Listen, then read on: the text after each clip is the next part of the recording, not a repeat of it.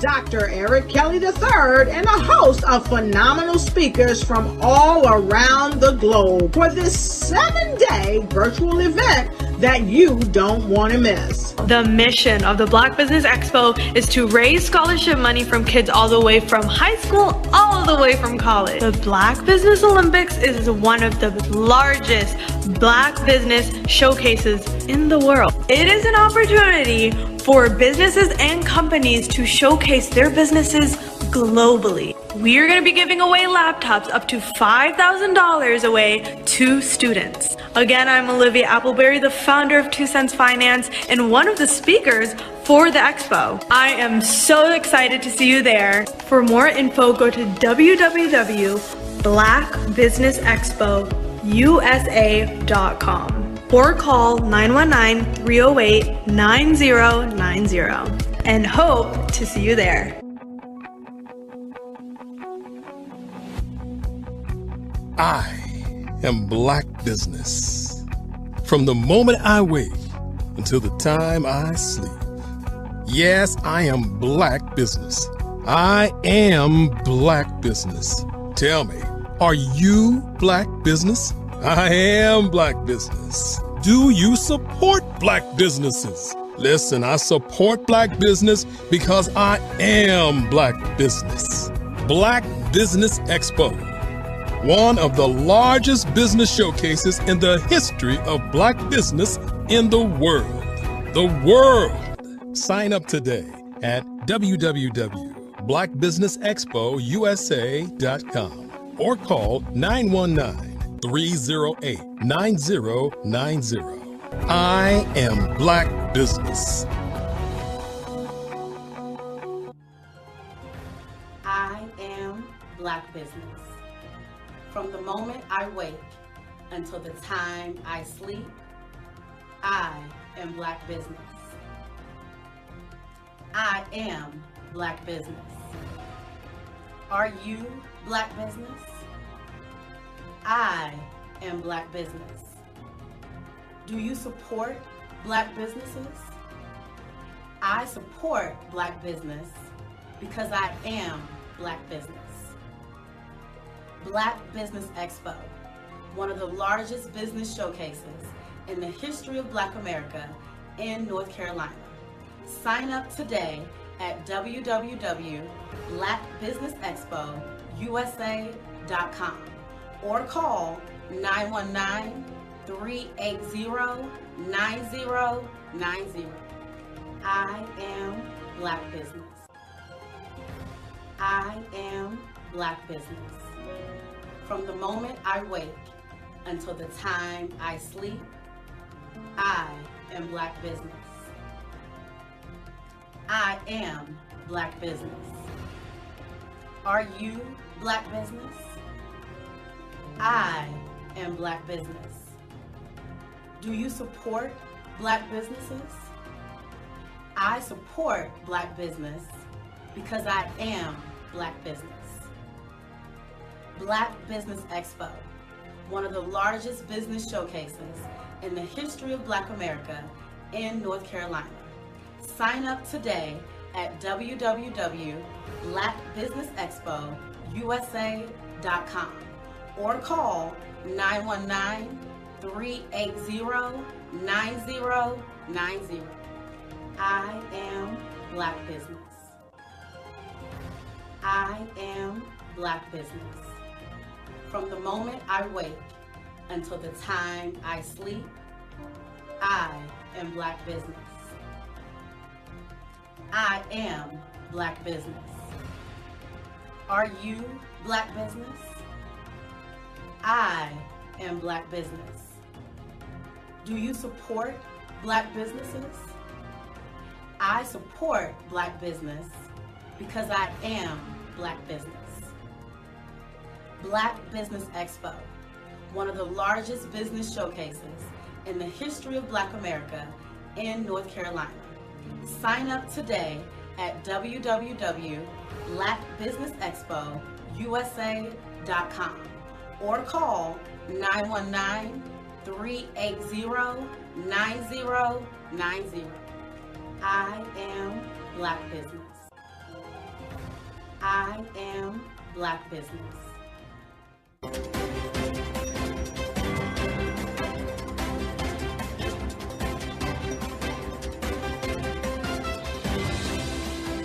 I was born in a little village on the island of Haiti. Many deadly diseases pounded me. It is as if they were on a mission to end my existence on this earth. I refused to give up. In 1983, I left Haiti and came to the United States of America. And I came with $5, 2 shirts. I didn't speak any English. I came to Atlanta. I got a job. I was a doorman. I was a doorman with a dream. What I used to do, I used to come on stage. I'd rehearse this moment that I'm standing in front of you. That's the power of a dream. Maybe today is the day you begin acting as if you already have it. And then step out with full force. Take a risk. No condition is permanent. Don't let your situation distract you. You are chosen. You are called. You are born for a purpose in this life.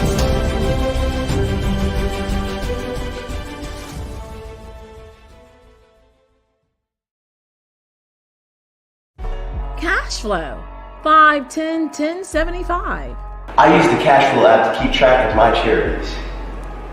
Cash flow 5, 10, 10, 75 helps you manage expenses, helps keep track of charitable giving, helps you save your money. Cash flow 5, 10, 10, 75. Download it today. Cashflow 5, 10, 10, 75 would like to wish the Cyber Bears good luck in this year's first robotics competition. I am from Washington, D.C., but I was raised in Durham, North Carolina. I came to Durham when I was about 5 or 6, and then I traveled back and forth to D.C. because it's where my people are from. One of the unique things about my family is my mother, she's also an artist. She does quilting, and she does a lot of artistic things. And then my son, he draws with both hands, his right hand and his left hand like I do. So that's kind of a family trait. And then my other son, he's a videographer, and my daughter, she works, she's a regional vice president for Sunglass Lab. When you start out drawing and sketching, you want to continue to explore, each avenue. I do pastels, I do pen and ink, I do painting, I do acrylics. I haven't done oils yet, but I try to do all facets of art. What I say to a lot of times to people is, you can't put yourself in a box when you're an artist. You have to explore. And over the course of my life, I've tried to explore different mediums. I also do sculpture as well. I choose my subjects by the intensity that they have in their faces, or the intensity that somebody is moving, because I do more than portrait drawings. I also do I do abstract, and then I do figurative drawing also. Well, what happened in this particular show is that I started out trying to come up with something that would be a little bit different than what everybody else is doing. So I was working on a Barack Obama show, and they wanted me to do some paintings of Barack. And so what I did was, because of the deadlines, I kind of did it kind of fast. And then I realized when I was doing it fast, I enjoyed it. And so then I started doing other pieces the same way, and I started to enjoy those pieces also. And so I came up with this particular style, and it's a style of lines and colors. And what's interesting is that when I was in college, I did a show called Lines, Colors, and I talked about the boldness of the blacks, the hotness of the whites, and this is how this has come about, later on in my life. And the colors comes from a lot of the entertainers that I work with, where they wear different colors. They don't wear, your plain reds or your whites. They wear different colors, and so that's also another piece of what's giving me the colors. The subtitle of this show is Faces That Speak Life. That's real critical. Faces that speak life. Each one of these pieces is a life source and a life energy that's being put on display for people that are looking at it. I always say in terms of my art, it's not important that I draw them. It's important what you get out of what I draw. I don't try to just draw it because you like it. People wanted me to do prints. I didn't do prints.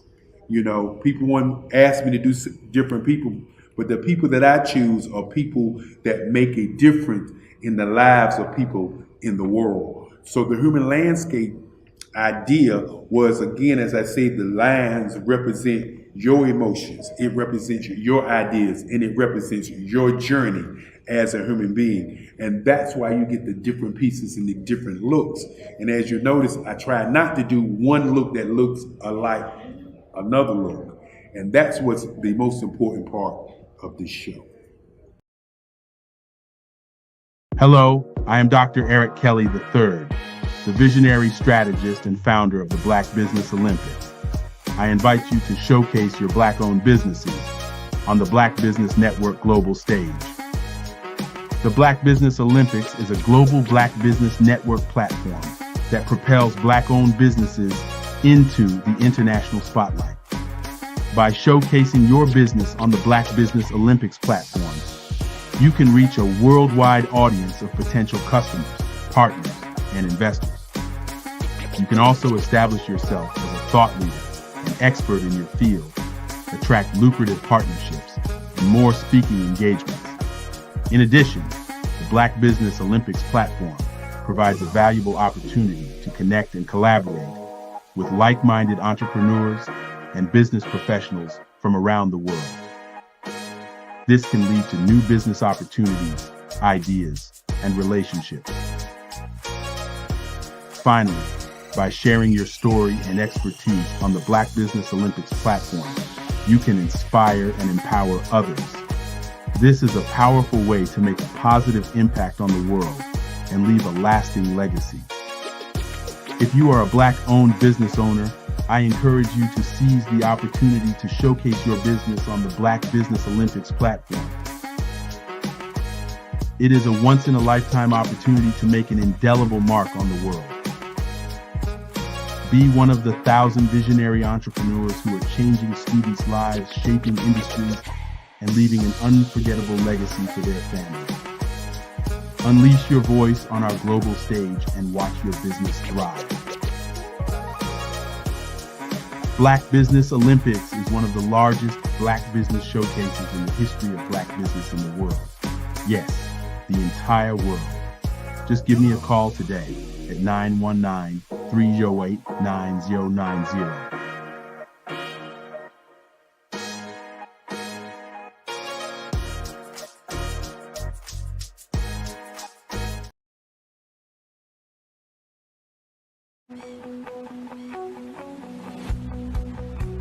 I am Black Business. From the moment I wake until the time I sleep. Yes, I am Black Business. I am Black Business. Tell me, are you Black Business? I am Black Business. Do you support Black businesses? Listen, I support Black business because I am Black Business. Black Business Expo. one of the largest business showcases in the history of black business in the world. The world! Sign up today at www.blackbusinessexpousa.com or call 919-308-9090. I am Black Business.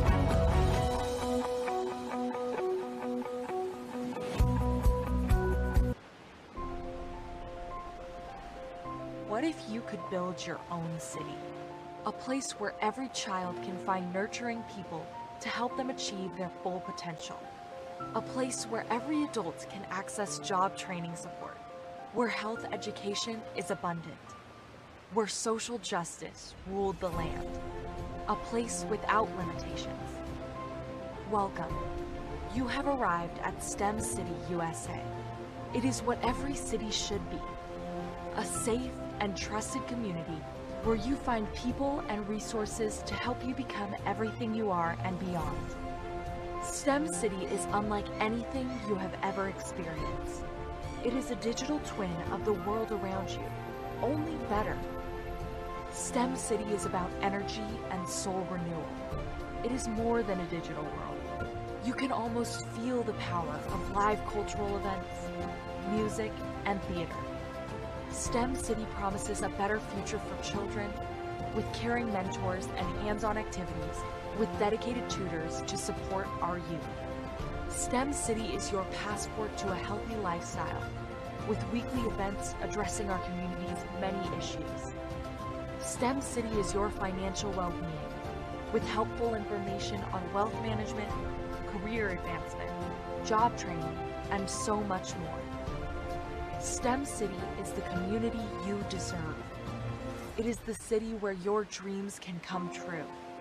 STEM City USA, a place in the sky that is accessible to all who reach for the stars.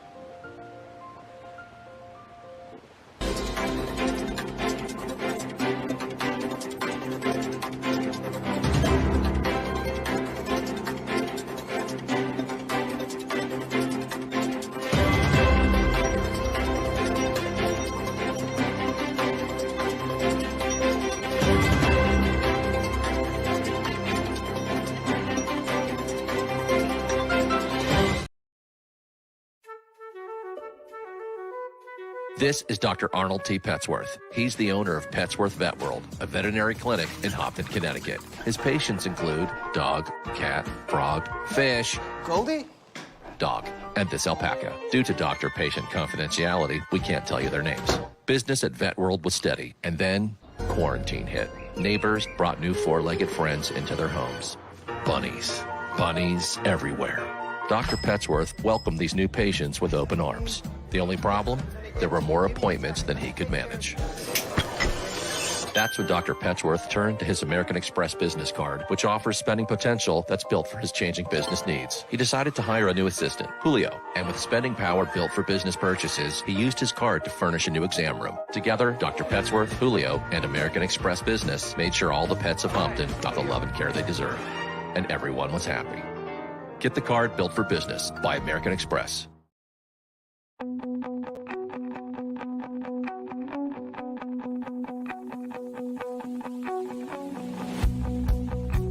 I am Black Business. From the moment I wake until the time I sleep. Yes, I am Black Business. I am Black Business. Tell me, are you Black Business? I am Black Business. Do you support Black businesses? Listen, I support Black business because I am Black Business. Black Business Expo, one of the largest business showcases in the history of black business in the world. The world! Sign up today at www.blackbusinessexpousa.com or call 919-308-9090. I am Black Business.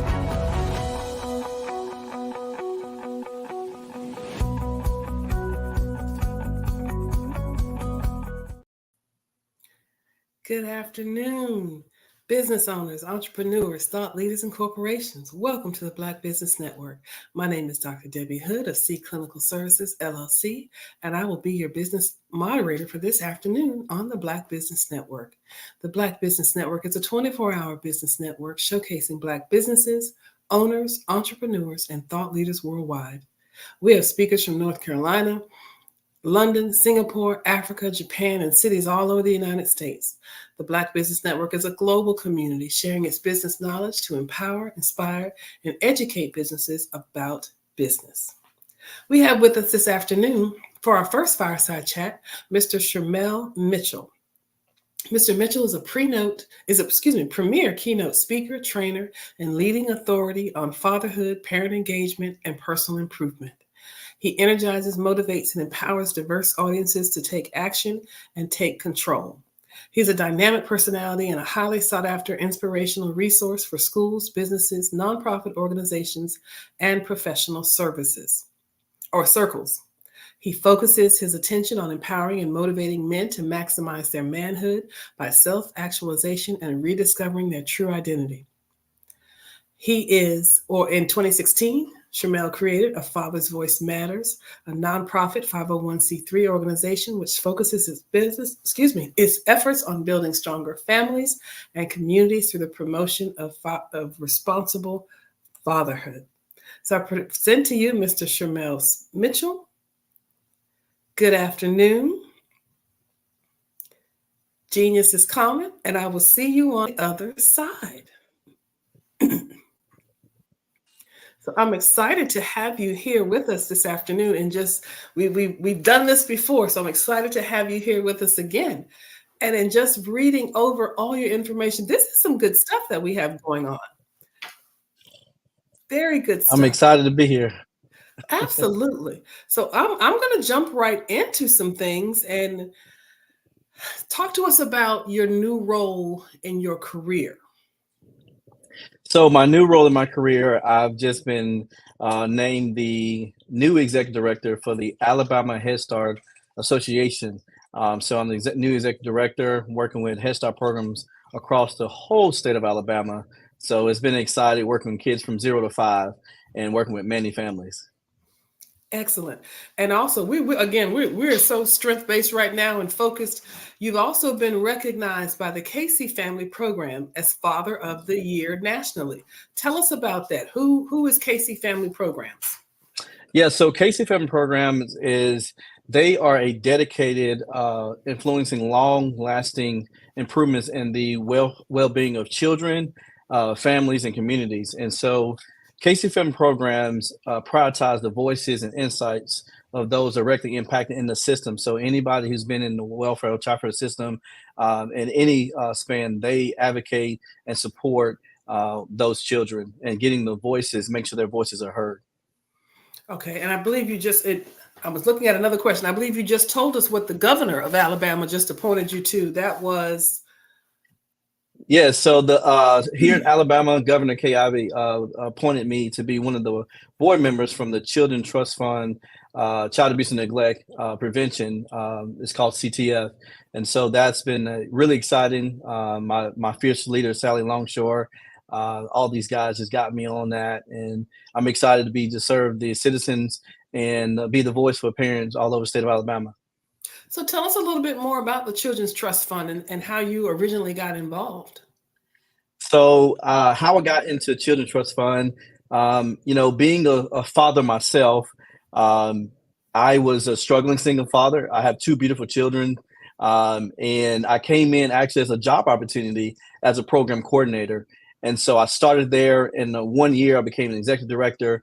And so from there, began to just push the voice of fathers. We worked with fatherhood initiatives, working with families, and also working with mothers. And so the Children's Trust Fund of Alabama gave me the opportunity just to grow and also grow in my business and really push my nonprofit, A Father's Voice Matters. And it's just been so exciting to be a part of the voice for fathers, because sometimes fathers get missed. And so just being able to stand and be a strong Black father representative for many men across the state of Alabama. So what do you find most fulfilling about what you're doing now? The most fulfilling thing is I love people. I don't meet a stranger where I go. I always try to find somebody who ain't been talked to. I'm like, hey, you're going to be my friend today. And so being in this new role, it allows me to support families, especially African-American families. Part of my story was I was homeless with my kids. And so the Children's Trust Fund had the resources and the support to really help me build myself as a strong Black father. And that is my why. I love this role. I love working with kids. I'll tell all adults all the time, if I see kids in the room, I'm not talking to adults. I'm going to hang out and be kids, because guess what? They help me feel young. So that's why I love it. Excellent. Tell us about, maybe highlight for us a memorable project or accomplishment. You've got so many, but give us something that really stands out. Well, I think the Fatherhood Award through Casey Family Programs was the new biggest thing for me, because sometimes when you're doing the work in your business and you're the CEO and you have all these things on your plate, you're meeting people, you're talking to people, and my goal is to support families. Sometimes I didn't realize how much I did. And so when they did this video, they had an amazing team that came down. It was 4 of them. They came down and videoed for 2 days, long 2 days. And they said, "What do you do?" And I said, "Well, let me write down what I do." And so I began to write down all the things I did in my business, working with fathers, organizations, kids, schools. And I told myself, you do a lot. And so that was a moment for me to really just say, wow, my business and what I've learned through other business owners has allowed me to make a big impact in the state of Alabama. And so that was a big thing for me, and getting that award. My kids were there, and so it was exciting for my kids to be there. And the one thing I did was memorable for me was I actually gave that award to my children. And I think sometimes and I'm a single parent, I wouldn't be here without them. And I think I've had this idea of my business going one way, and I think God kind of transitioned it to being something different. And I wanted to honor them because they had to sacrifice and allow their daddy to do a lot, because as business owners, we do have to make sacrifices for our families. And so they have been so loving, supportive, and they cheer me on. "Daddy, you're doing it. You're doing good. Keep going." So I'm really grateful for my kids. I mean, and it is so awesome, but you bring up such a great point about self-care that I am huge on. So how do you prioritize your self-care and overall well-being while being that, those responsibilities that come with single parenthood? The hardest thing as a single parent, and I'm sure there's a lot of single parents listening, is sometimes you got to go to the source to listen to your children. And I remember sitting my kids down, and I said, "Why do you trust me?" And they began to tell me, and I gave them the space and said, "How could I do better leading you?" And as a business owner, it is good to go to your staff and your employees to say, "How can you grow?" And so my kids said, "Daddy, we would like for you to put your phone down at the dinner table." So, okay, that's one. And so they each got 2 or 3 things that I need to work on. And I began to set that plan. And then for my self-care, I like to get up early. I think some of the greatest entrepreneurs get up, and I like to get up early at 3 o'clock in the morning. My kids are dead asleep. And that's time for me to really get to myself, meditate, pray, write down, and focus on things that I'm doing. And I do this. I'm a single parent. I take myself on dates. I date me. I love me, so I'm going to date me, and I do that for myself. And those are some things I do, self-care: go to the gym, working out, eating healthy, and slowing down. It's just so important. Like I said, I'm huge on self-care. Now, I know along with all the encouragement and the planning, there have been some challenges. What has been maybe a challenge you faced, and how did you navigate through it? So some of the challenges I face is, being a single parent, again, time. Kids spell time, LOVE. And I think that was the biggest thing, is how much love am I putting in a business and how much I love and I'm pouring into my kids and also myself. So, the challenges facing, like I said, I was homeless with my kids. So I was working 3 or 4 jobs, and I was going back to some of those low income resources to just try to build myself back up. And I just think a lot of the big help was, it takes a village. And I had a mentor tell me this before. She said, "You're not a single parent." She said, "You're a parent who's single." And my village here in Alabama is so helpful. I have people helping me do laundry. I have people cleaning my house. I have people watching my kids. And let me tell you, doing hair was a challenge for a new dad. I barely could do a ponytail. And like today, like at 5 o'clock today, my kids are going to get their hair done. So just having a group of community, and I had to kill my pride. And that was a big challenge. It wasn't everything around me. It was allowing people to help me because I was burnt, in the business and all that. I was like, oh, people are using me. But these people truly loved me and they truly wanted to help me. So I had to kill pride and then I had to ask for help. And so they know now I'm going to text them. I'm going to call them. And their help has allowed me to travel the world and be able to do what I do today. And I think you've spoken to this next question or statement a little bit, but how do you keep that motivation going? How do you keep that inspiration? Because we go to work every day, like you said, children every day. How do you keep that going? The biggest motivation I've learned recently in the last few weeks is it's not about you. Mm-hmm. It's not about you and your purpose. God put me on this earth to serve. And I think to keep that motivation, you have to have a serving mentality to be able to continue to do the work that we do in our business. And also being around the motivation of having great mentors. I have great mentors who worked in the White House. And so I've been blessed to have so many powerhouse young African-American men and also men who do not look like me build a table. I have a small group that's called the Belka Men Group, and it's just different backgrounds and nationalities.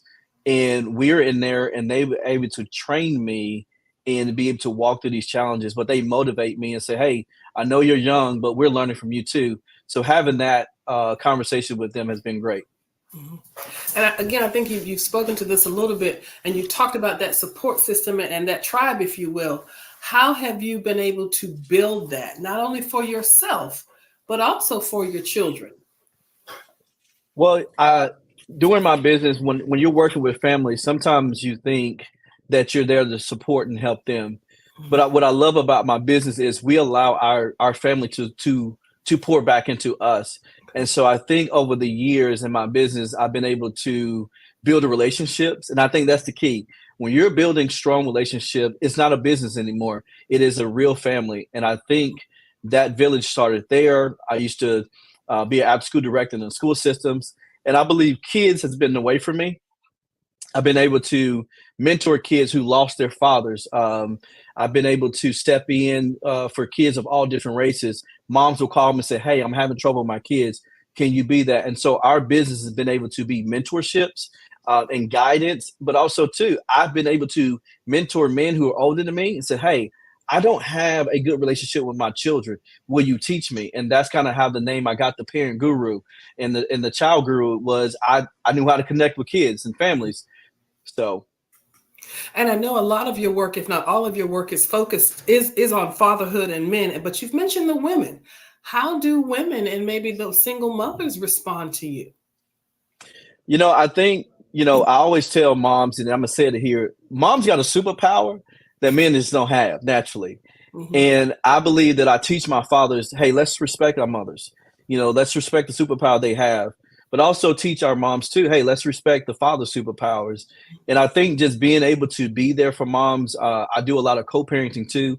And so being able to teach two different parents how to communicate with one another. Mm-hmm. And so I think that's how I've been able to support moms, because we say, dads, without mom, there's no kid, right? And so being able to put these strategies in place through our business to support fathers, but also our mothers feel supported and make sure they feel heard, making sure that dads understand that there's a lot go into it. Because I know when I literally did this for one of my business meetings, we took down how much I spent on my little girl's hair. And I was like, wow, this is how much I spend. And so helping dads see both perspectives and seeing we can come together as a family. Yeah. And if you could offer that piece of advice, maybe that one piece of advice to single parents in general, male or female, what would it be? For my fathers, I always tell them, a father present is so much stronger than a father absent. Mhm. And even if you are present in a home, you got to be present, being intentional. And so going through that process, and that's what came out of it, was my book, 31 Prayers for Single Parents. And in that book, I began to show strategies of why it's important to be present. And even for our moms, you got to be present. I know all the weight is on you if you're a single mom and you're taking care of a lot of responsibilities, but you can get through it. You got to be able to put some strategies in place and get a community. I tell people all the time, do not go through life being ISO, independent, stubborn, and on your own, because it won't work. Okay? So it goes right against the whole tribe and village mentality. It does. You're out there on your own. Okay. And you just mentioned your book. Talk to us about your book, 31 Prayers for Single Parents. What was the inspiration? So it's right here, 31 Prayers for Single Parents. We have been so excited. We just released it the first of the year, January, and we have hit #1 new release in the single parents category. So we're still to today on the #1 of the charts. So that's been great. The book was it came from all of my struggles as a single parent. And I remember I used to date and try to figure things out. I'm like, oh, I need some help because I can't do this by myself. But I had a moment, I sat with myself and along with looking at my business, I said, it's time to accept the season you're in today. And today you are that parent who's single. Mm-hmm. And the book was written from a perspective of helping single parents all over the world, globally, to just accept where you are and build the strengths that you need to go on as a single parent. And so we built this from the financial perspective, from the self-care, and I began to show people through my prayers, but also through strategies that we can use every day in your business, in your daily, what you're doing daily at home, to really build yourself to stay strong as a single parent. And you see me over here writing, I'm taking notes. So I literally taking notes. Give us one of the titles in your book that you think addresses a common challenge for single parents. I'm so glad you said that. I was flipping over today, is looking. It says to make, so this is day 1 that we give. It's strength to make each day count.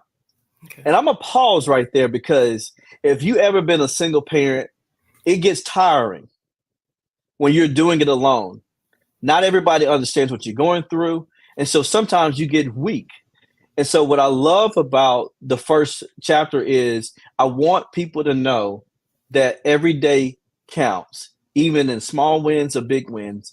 And I love this verse from Joshua 1:9. Have I not commanded you? Be strong and courageous. Do not be afraid.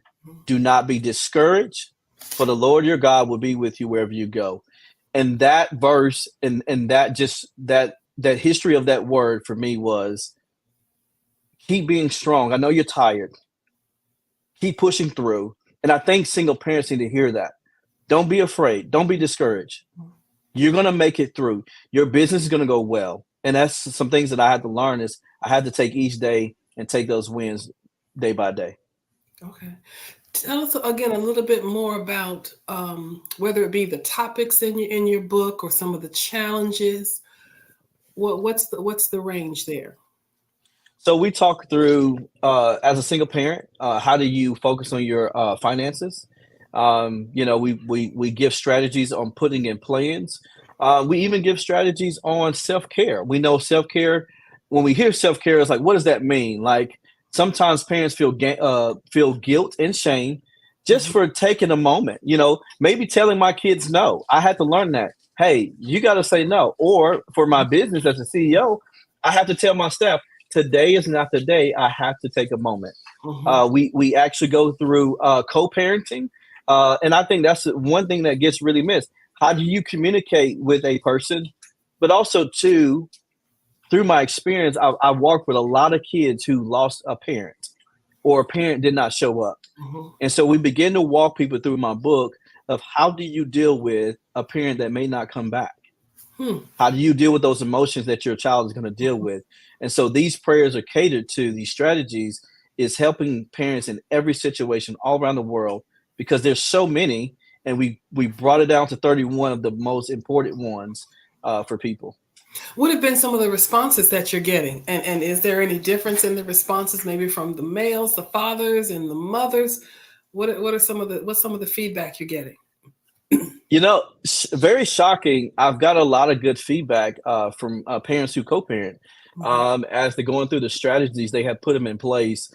And I remember one calling me and said, one of the dads said, I just really wanted to get it out what I need to say.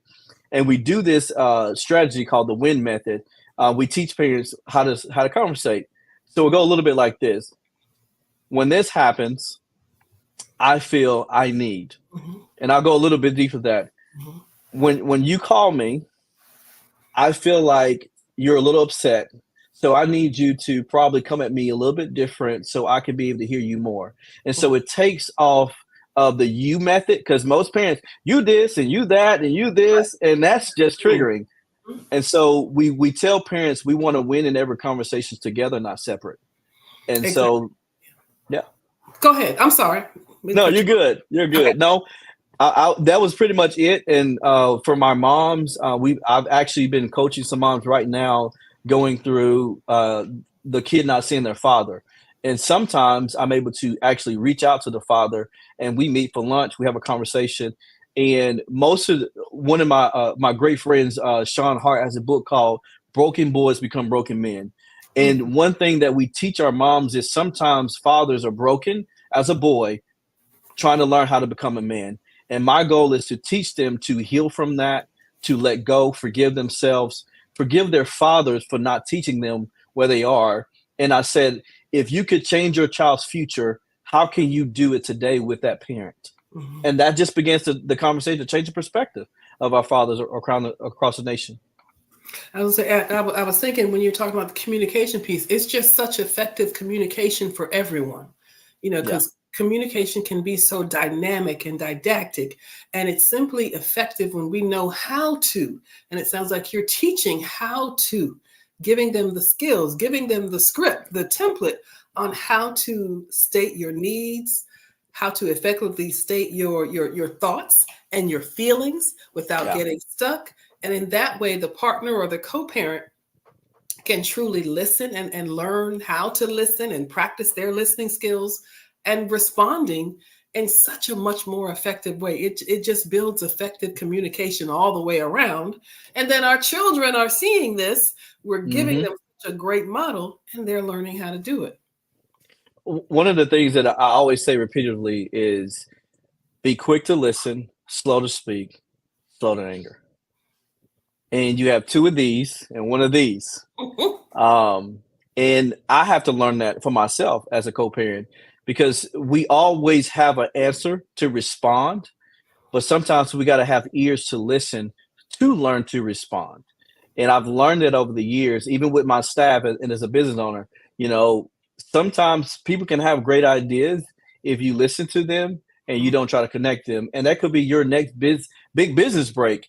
I've learned to listen to a lot of kids because they have been the reason why I've created everything I've been doing to this day.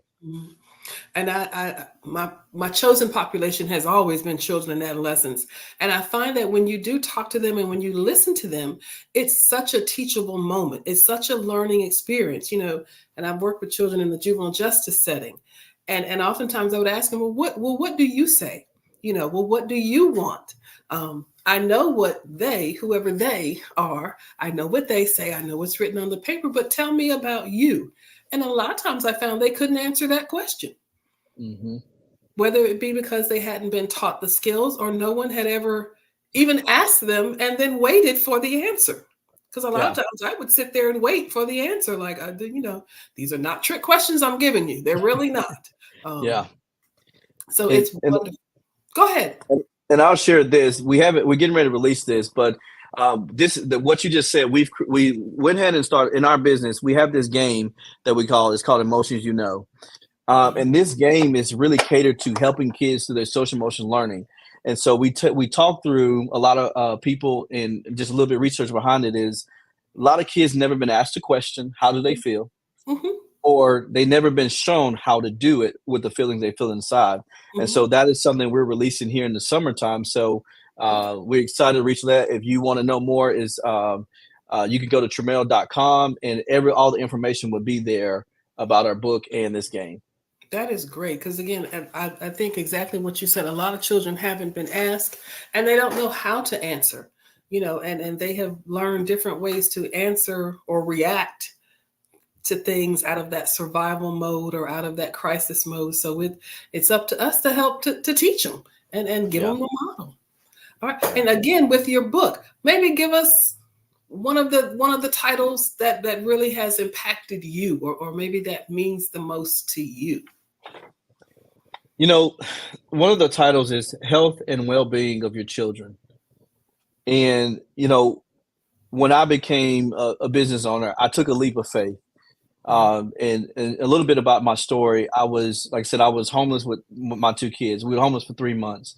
Life was really hard, going back to low income resources. And, as I began to build myself in my business, I worked so hard to get there. And I remember my son looks at me, he says, "Dad, I need you." That's powerful. Mm-hmm. And so many times we think that the hustle and bustle is going to get that freedom, and money does help with that. But I remember this part of the chapter I wrote because I need to make sure that I'm checking in with the health and well-being of my children. How do they feel? Asking them questions. And then this part of the book, we begin to break down how to ask your kids certain questions, how to be there for them, but also their social emotional learning. What do they feel? And part of mine is my kids to this day, they haven't seen their mother in a long time. And so that has been hard. We're in counseling constantly. And so I got to make sure that I put my business first and my children first. And I got to make sure that that is not overlapping each other. And so that's something that's been helping me. And on that note, we've talked about the professional, the author, the books. Tell us more about you. What do you do, perhaps, as your hobby or your interest that you're passionate about? Because you're pouring into everyone else, and we don't want you to be lost in the process. So what do you enjoy? What I enjoy is I love to cook. I like to eat. I'm such a foodie. I love traveling different places, eating food especially from different countries. And so I love doing that. One of my biggest thing is me and my kids do movie night. So I just got back from DC. And when I got home, I said, "All right, y'all, it's movie night." So we get candy, we get popcorn. And that's just a moment for me to relax and enjoy. And I'm such an athlete. I live here in Auburn, Alabama, football native. And so playing sports is just a big thing for me. So I like exercise, being in the gym, staying active. And my biggest joy I'm so happy about is in my community, all the kids come to my house. So it's like that big thing that, parents just drop off kids in my house from other parts of the neighborhood, and they get to eat, they get to play games. And I get to be a kid again because I be kicking their butt on that Madden and all that. Kids just win. We don't let them win. Yeah, we don't let them win. So I always get excited to let them know I'm still young. I'm 32. I still got it. But I don't tell them when they beat me. I don't tell their moms when they beat me. So excellent. Again, tell us all about your book. How do we find your book? Because again, I got my pencil. I've been writing notes. Well, listen, it's so easy. It's like the title. It's 31, the number 31, prayersforsingleparents.com. Or you can type in my name, Tremel, my first name.com. So there's two ways you can get it. They both lead to the same place. And Tremel.com has more information on my games, my books. And I'm also a speaker. So anytime you need somebody to come speak, you can find all my information there. And what I love about my site, I do one-on-one bookings with people. I love meeting new people, like I said. And everybody gets a chance not just to go to an email. You get to have a face-on-face, one-on-one with me at any time. I do parent training through the book. And so that's how you find it. And it is on Amazon. And here's one more thing. For National Parent Leadership Month through the Children's Trust Fund Alliance is coming out in February. And so I'm going to be giving a special price in February to all single parents. I'm going to tell you now, we're going to give you that free download. Okay. We want to reach 1 million parents. My goal this year is to reach 1 million single parents. And in February, you want to go to that site in Amazon. We're going to give you the free Kindle for free. Okay. We're not worried about the price. We're worrying about getting it to the hands of single parents, because guess what? We want to help people. That's what I got in the business. I got in the business to help people and develop people and see people grow. So be looking out for that. Absolutely. And you see, I'm writing stuff down. I literally I'm writing it down. Okay. Write it down.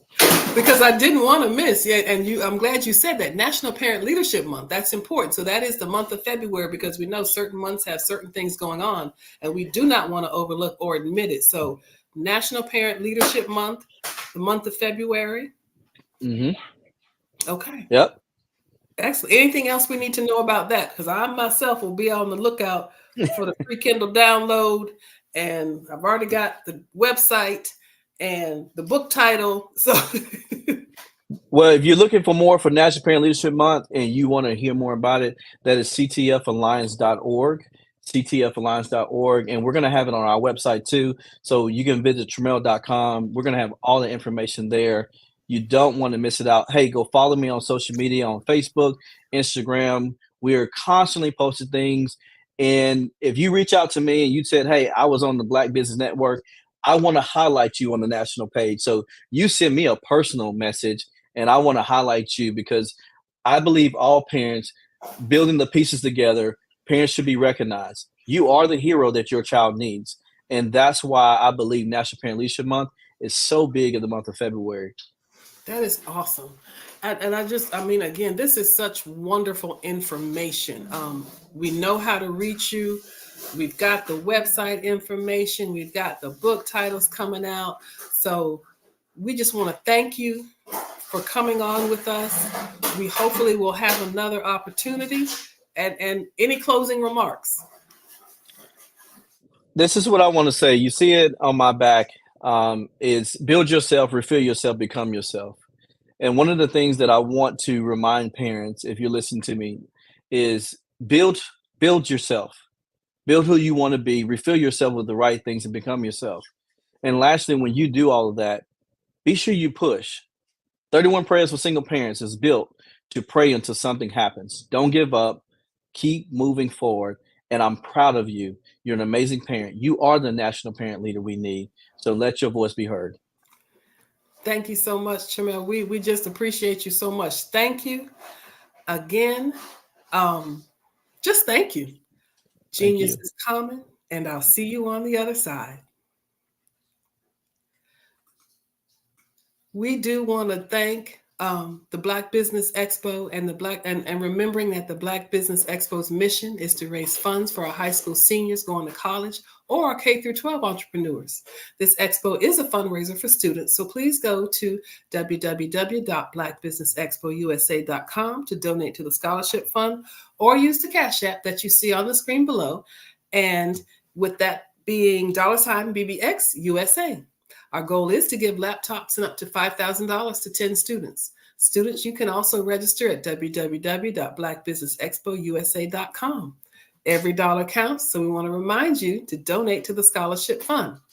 We do want to thank our Black Business Expo USA sponsors for January 2024, NC100, Moody Capital Partners, Suede Soul, The Hello LLC, Lotus Roche Coaching and Training, Carolina, Virginia Minority Supplier Development Council, Step Management, 5-Star BDM Media, Barbara H. Smith, LLC, Margie McLean Foundation, Incorporated, Genius is Common, Earth Essentials, Milani Shawnee Global, Executive Women Success Institute, The Quality Coaching Company, Superwoman Business Services, Creative Force Studios, Lee Entertainment, Artistic App Design, and the Black Business Expo USA. Genius is common, and I'll see you on the other side.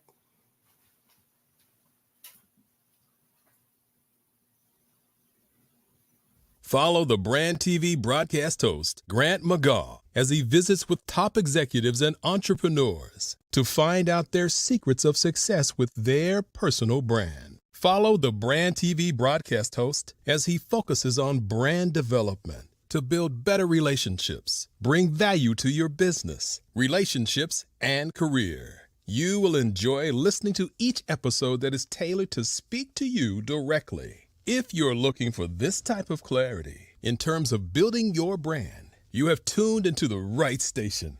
Each episode will help you to shape a conversation in the 5-star BDM network of 20,000 professionals and become a springboard for your corporate engagement and business opportunities. Each guest will frame their story in the areas of personal branding, business development, career development, financial empowerment, and technology innovation.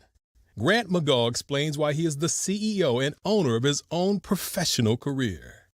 Grant is an accomplished business leader and entrepreneur who wants to give back to individuals to grow their personal brand strategy.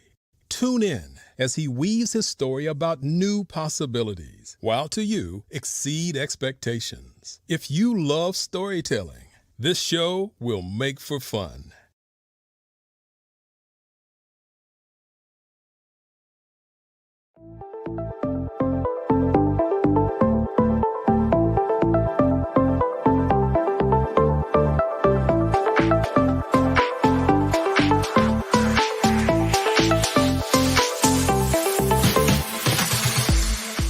You need to be messaging and communicating to a lot more folks and getting them committed to you as a brand and feeling that you are trustworthy, as a subject matter expert, and for their needs and their pain points. That says, look, here are my pain points. Here's the problem that I have that I don't want, or the benefit that I want that I don't have.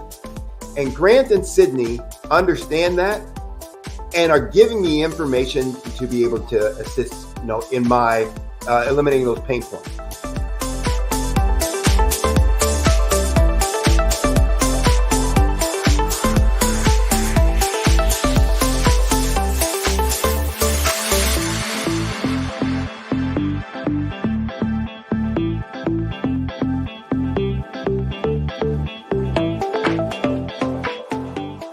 You're going to get a lot out of this workshop.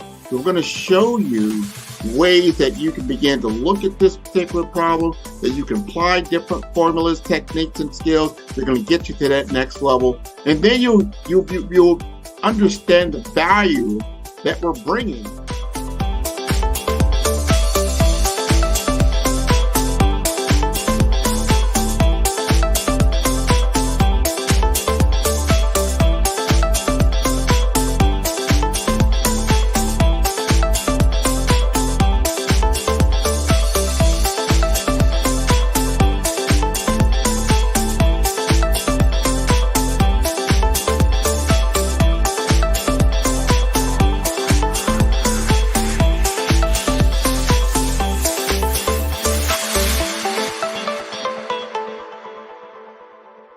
Phenomenal Tanya T. Wise, who is here from the great state of Maryland. Tanya, welcome and thank you for being with us today. Can you indulge our audience a little bit and tell them just a little bit more about who you are and what it is that you do? Well, I love being able to talk to people and have a magnetic attitude, being able to just show them. So I always like to say, level up is Coach at Tanya T. Wise here. So can you tell our audience, just give them a teaser about what your presentation will be about? So my philosophy is that we should all be living our dream life. So tomorrow I'm going to talk about how you start living your dream life. What are some of the things that you thought about in your childhood that you just kind of let go and dormant? Wow. And I want to reignite that and just give you some pointers and some tips, some tools, some strategies to be able to start living your best life now. And guess what, Wanda? And leave an inheritance for your legacy. Oh my goodness. Okay, I know that's resonating with a lot of people. I've heard that you have a dynamic coaching program. Can you tell us a little bit more about that? Absolutely. So our coaching program help people that have the lack of time, that lack strategies, and lack the confidence to go after their dream life. So we help them implement tools, we help them implement strategies, as well as give them resources so that they can live their best life now and leave that inheritance. Wow. Oh, I love that. I love the leave the inheritance part. Listen, you are dropping some major nuggets, and I know a lot of what you're saying is resonating with a lot of people, but I think we're all curious. How did you even make this transition into the speaking and coaching arena? What's the story behind this? So I started out in finance, and I realized that a lot of people don't necessarily go after their dream life because of the lack of finances or the education behind finances. But it wasn't until I lost my firstborn, my only son, that life changed for me. And where I was going after it all, living the corporate life, hit my 6-figure income, and living in my dream house with my dream man, driving my dream car. I nearly lost it all when I lost my son. And so I realized it only takes one financial catastrophe that can change your entire life. That's what made me start All New Beginnings. Because no matter what's going on in life, there's a new beginning. And because of that, we develop a program called Wise Minded. My little slogan is, don't just dream it, let's live it. If they want to connect with you or work with you, what is the best ways for them to be able to do that? Well, for my social media guru, you can connect with me on every single social media platform as Tanya T. Wise.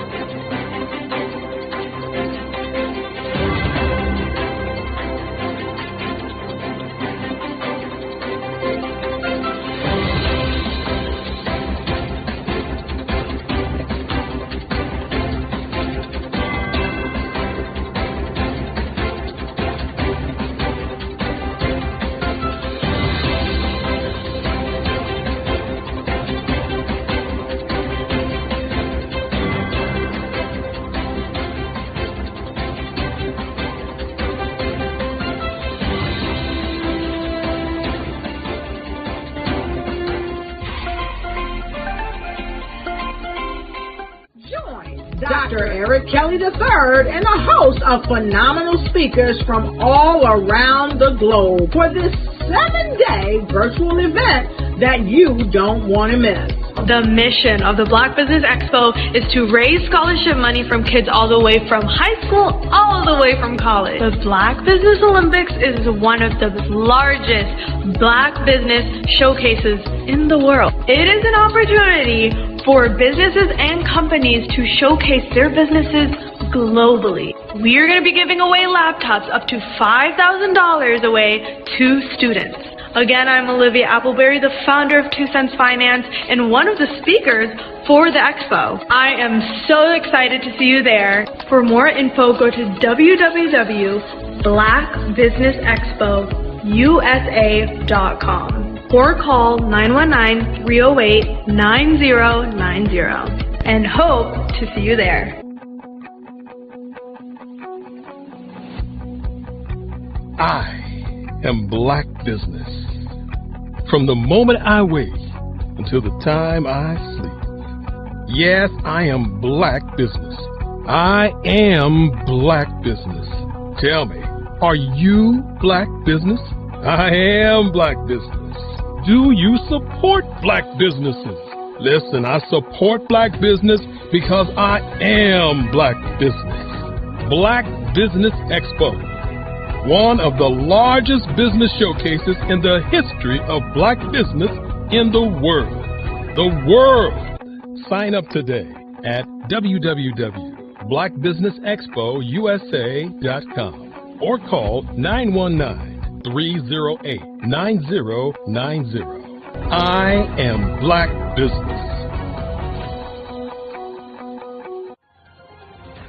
I am Black Business. From the moment I wake until the time I sleep, I am Black Business. I am Black Business. Are you Black Business? I am Black Business. Do you support Black businesses? I support Black business because I am Black business. Black Business Expo, one of the largest business showcases in the history of Black America in North Carolina. Join Dr. Eric Kelly III and a host of phenomenal speakers from all around the globe for this 7-day virtual event that you don't want to miss. The mission of the Black Business Expo is to raise scholarship money from kids all the way from high school, all the way from college. The Black Business Olympics is one of the largest Black business showcases in the world. It is an opportunity for businesses and companies to showcase their businesses globally. We are going to be giving away laptops up to $5,000 away to students.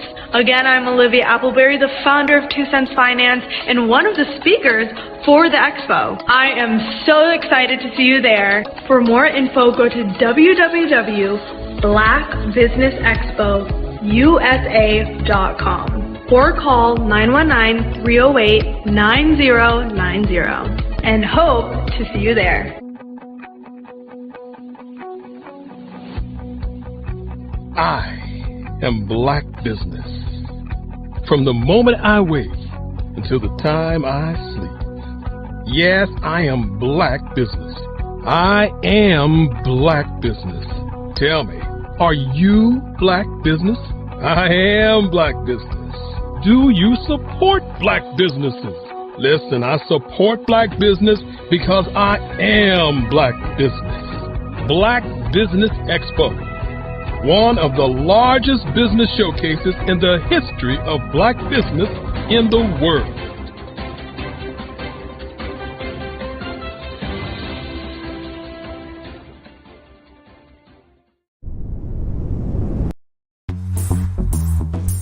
Attention all entrepreneurs and companies. Are you looking for reliable and efficient virtual assistance and back office support to help you manage your business tasks? Look no further than Superwoman Business Services.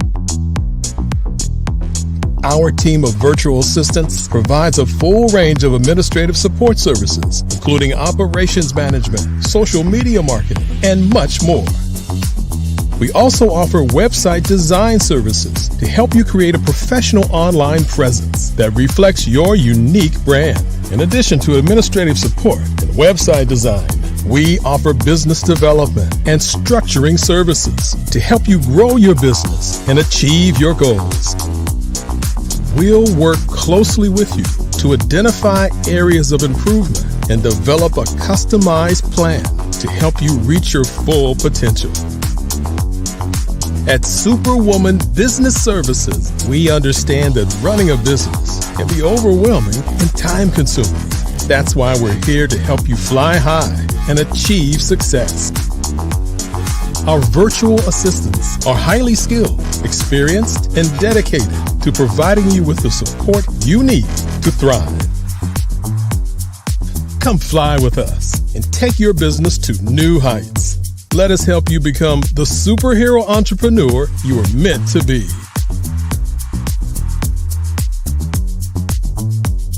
Contact Superwoman Business Services today to learn more about our back office support services. Come fly with us and take your business to new heights. I was born in a little village on the island of Haiti.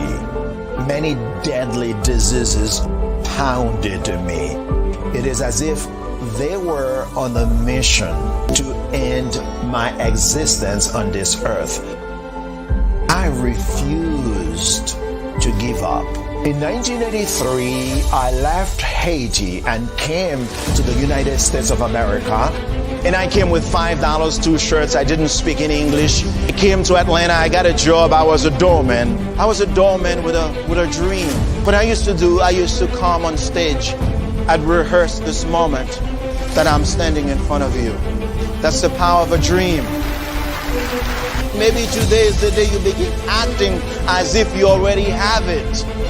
And then step out with full force. Take a risk. no condition is permanent. Don't let your situation distract you. You are chosen. You are called. You are born for a purpose in this life.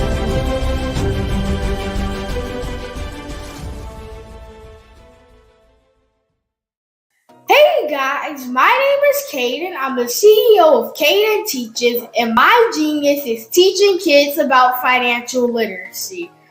Throughout my financial products, such as my financial flashcards, my activity book, and my newest project, my financial bus, which I bought. And on the bus, it has a mock bank where kids will learn how to deposit and withdraw money, a mock grocery store where kids will be able to learn how to have a family budget, and a mock stock exchange where kids will even be able to learn how to invest in stocks. Now, I decided to start teaching kids about financial literacy because I find that most kids graduate high school without even knowing the basics about financial literacy. And I feel if I were to teach kids about financial literacy, that I would be able to help kids tap into their genius. And I actually learned about financial literacy to my dad because I would go to business meetings with him and I would always see that they were talking about financial literacy.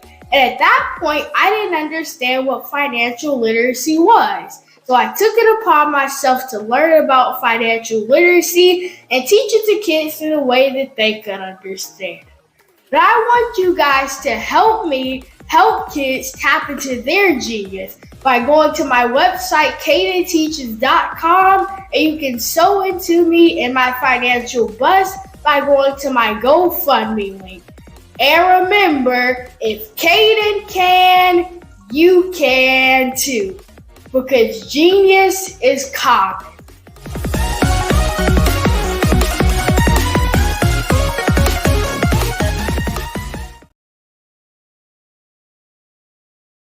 Ladies and gentlemen, and fellow professionals, please allow me to introduce myself. I am David Jones, the co-founder and CEO of the Hello LLC, where I am passionately dedicated to guiding individuals and businesses toward their own return on time investment. Time is my only competition. With over 20 years of experience as a corporate C-level executive, I bring a wealth of knowledge and expertise to the Hello LLC. My career journey has been marked by a relentless pursuit of excellence in marketing, strategy, and business management leadership. I have had the privilege of working with renowned Fortune 500 companies such as Xerox, American Airlines, Hilton, and Geico. However, what truly drives me is the transformational work we do at the Hello LLC. We are pioneering a new approach to business in the metaverse, where we empower businesses and individuals to build strong foundations, automate their processes and systems, while thriving in the ever-evolving digital landscape. More than just a 3D digital marketing agency, the Hello LLC is truly a community built on love, kindness, and integrity. We want more for you than from you. As I often say, collaboration is the new competition. In an era where time is the most precious commodity, I am here to guide you toward your own return on time investment, because if time was sold in stores, it would be sold out. With a deep commitment to excellence and a strong belief in the power of community, I don't just lead a company, I lead a movement into the future of business. Ladies and gentlemen, it is both an honor and a pleasure to be your guide on this remarkable journey. I am David Jones, and together, we will embrace a future marked by success, collaboration, and the transformative work we do at the Hello LLC. Hello stands for helping everyone live life optimally. So, let's make that pivot together and start living life optimally today.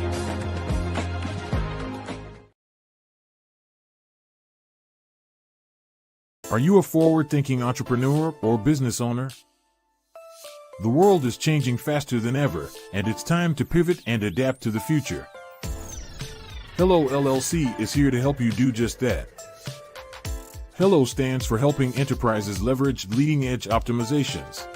Our innovative solutions can streamline operations, reduce overhead costs, and give you a competitive edge in a market projected to reach $5 trillion by 2030. By pivoting to the metaverse, businesses can tap into a rapidly growing market that is projected to be a significant part of daily life for 25% of Americans by 2026. As a full digital metaverse agency, the Hello LLC can help you create custom solutions to streamline operations, increase productivity, reduce costs, and drive brand recognition. Why should you pivot to the metaverse with the Hello LLC? By leveraging cutting-edge technology, you can provide immersive experiences for your customers, expand your global reach, and unlock new revenue streams. Contact us today to make the pivot. Social media is evolving. It's more vibrant, more colorful, more energetic, and so are you. It's not just photos anymore. It's video, it's audio, it's subscriptions. And now there's Fanbase, a new monetized social network. Fanbase delivers the complete native app experience with full content monetization for every user. No algorithms that shadow ban your engagement or growth, and no ads. Follow anyone for free and subscribe directly to your favorite creators for $4.99 a month. Plus, show some love by tipping on any post. Also, make a Fanbase page and monetize your content the same way. Finally, connect with your followers by posting the amazing content you already create. And now, get paid for it. It's time to energize and monetize. Because everyone's a fan of something, and everyone has a fan base.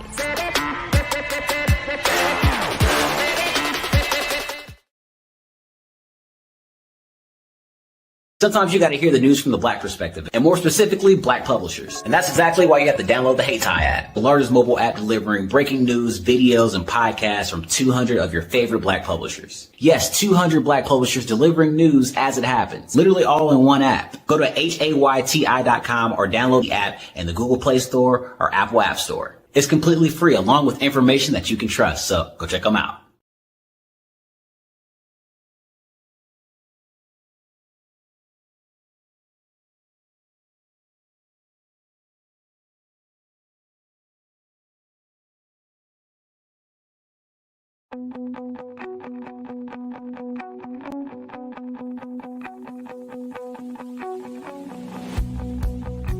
I am Black Business. From the moment I wake until the time I sleep. Yes, I am Black Business. I am Black Business.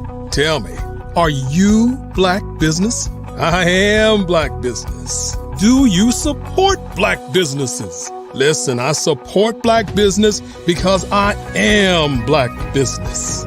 Black Business Expo, one of the largest business showcases in the history of Black business in the world. The world! Sign up today at www.blackbusinessexpousa.com or call 919-308-9090. I am Black Business.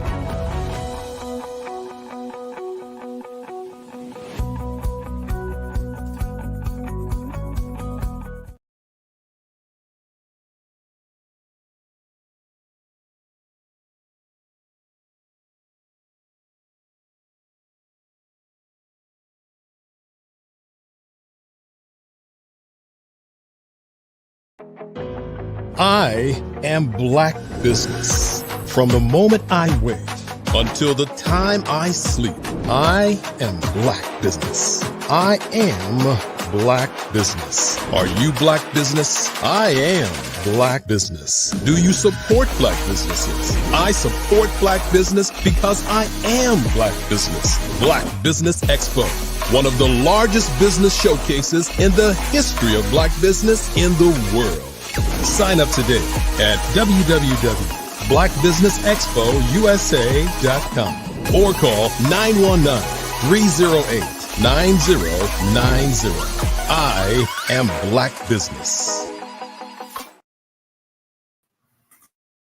Good evening, business owners, thought leaders, entrepreneurs, and corporations. Welcome to the Black Business Network. My name is Dr. Debbie Hood of C Clinical Services, and I will be your business moderator for this evening here on the Black Business Network. The Black Business Network is a 24-hour business network showcasing Black businesses, business owners, entrepreneurs, and thought leaders worldwide. We have speakers from North Carolina, London, Singapore, Africa, Japan, and cities all over the United States. The Black Business Network is a global community sharing its business knowledge to empower, inspire, and educate businesses about business. Our next speaker is Mr. Mark Neely. Mr. Neely is an international aerospace sales engineer who answered the call to become an actor and voice actor. Not giving up has led him to successful work in a wide variety of film and TV shows. From local advertising spots to Super Bowl ads, he has consistently been the voice of Fortune 500 companies for commercials, English language dubbing, ADR, major sporting events, video games, animation, and network promotions. A network of Marks has been working, or a passion, of Marks has been working with young students in San Francisco and Los Angeles, mentoring and reading with them. He's blessed to have his voice heard daily somewhere around the world on the TV or radio and streaming services, and giving back by showing young, dedicated voiceover professionals the road ahead. I present to you Mr. Mark Neely. Dr. Hood. Good evening. I saw you muted, and I said, "No, don't be muted." You came back. You came back by the this magic. Is live. It's the magic of Black Expo. Hey. Thank you for the introduction. Thank you, Debbie. Thank you. Genius is common, and I will see you on the other side. Thank you. I'm trying to figure out how I'm going to have about my situation and my guest situation, because Mr. Mitchell, he's the first person I'm going to try to find tomorrow morning, and I'm going to ask him. I don't know if he's around, but do godfathers? I'm not a father with a kid standing up, but I have 5 god kids. Do godfathers qualify?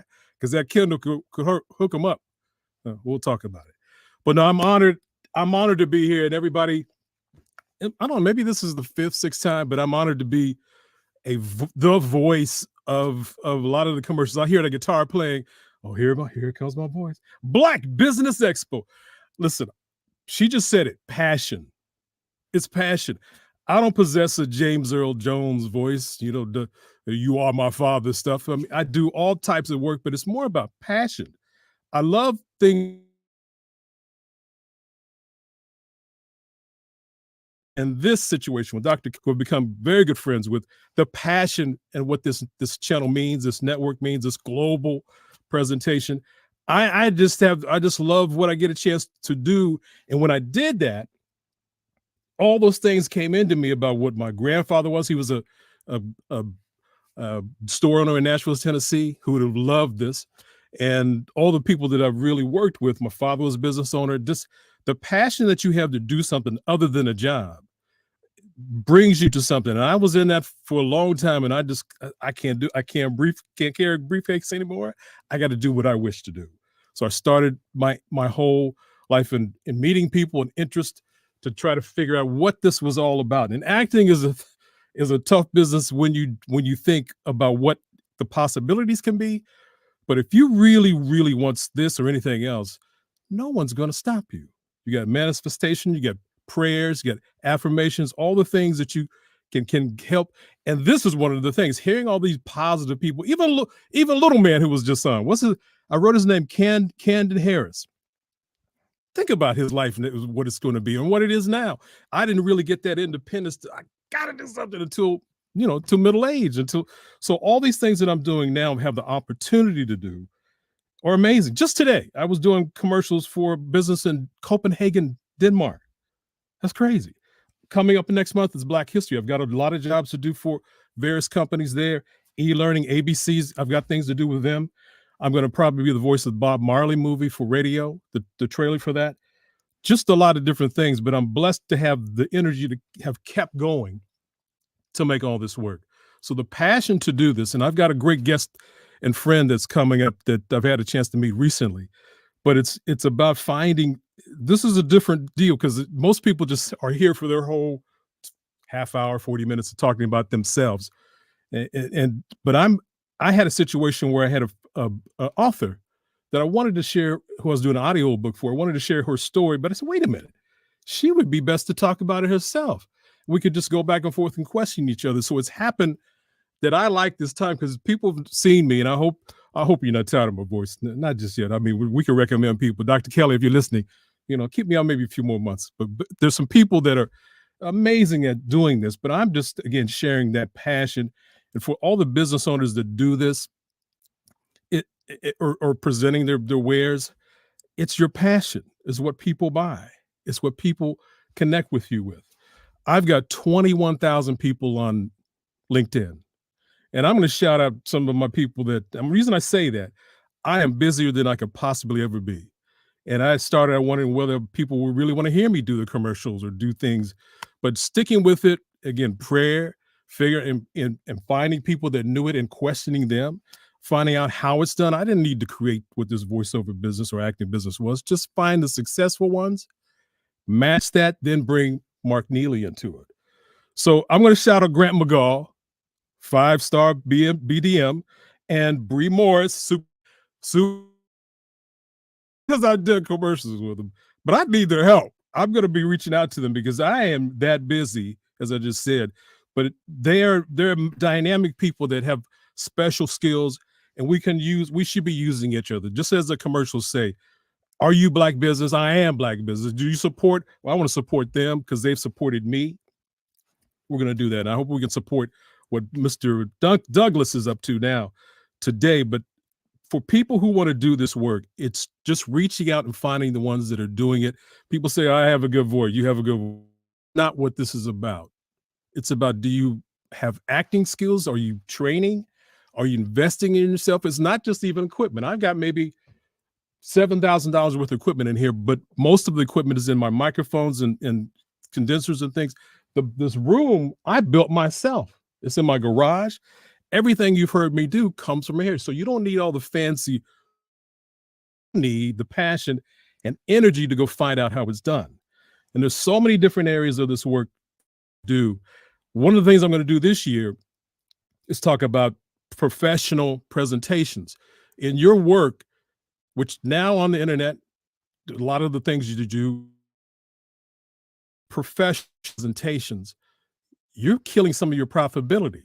I'm so against, and this may be my age now, but my grandmother, if I ever, my grandmother would jump up and I knew something was about to rain down. So I'm so against, especially, and you don't hear that on the station, but the, you know what I'm sayings and you can say a whole sentence without saying anything. And the biggest cancer going on right now, you haven't heard it today, thankfully, but everybody's saying right after each thing they say. Right, right. And there's no substance to that. And to me, it's a cancer of speech. So one of the things I'm going to do this year, not only in my work that I do daily with commercials or going out to businesses or people in our community, and just be sure you're speaking to the world. You're not just speaking to your friends watching.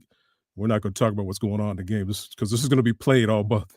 But if your team is doing what you wanted to do, you do. But if you're sitting with the fellas or the people, have some fun. But when you're in your work presenting your wares, the way you professionally present yourself is profitable.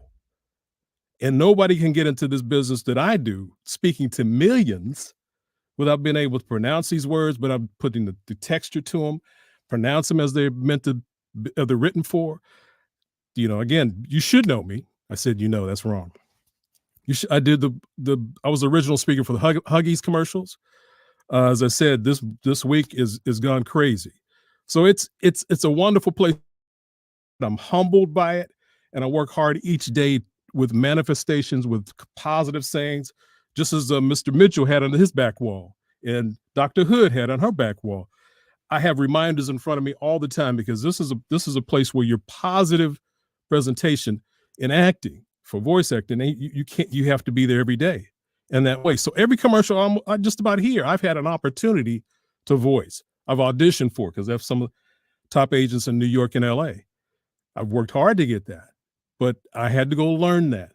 So in addition to me just individually doing that, I have a session on Thursdays for people who want to get into this work.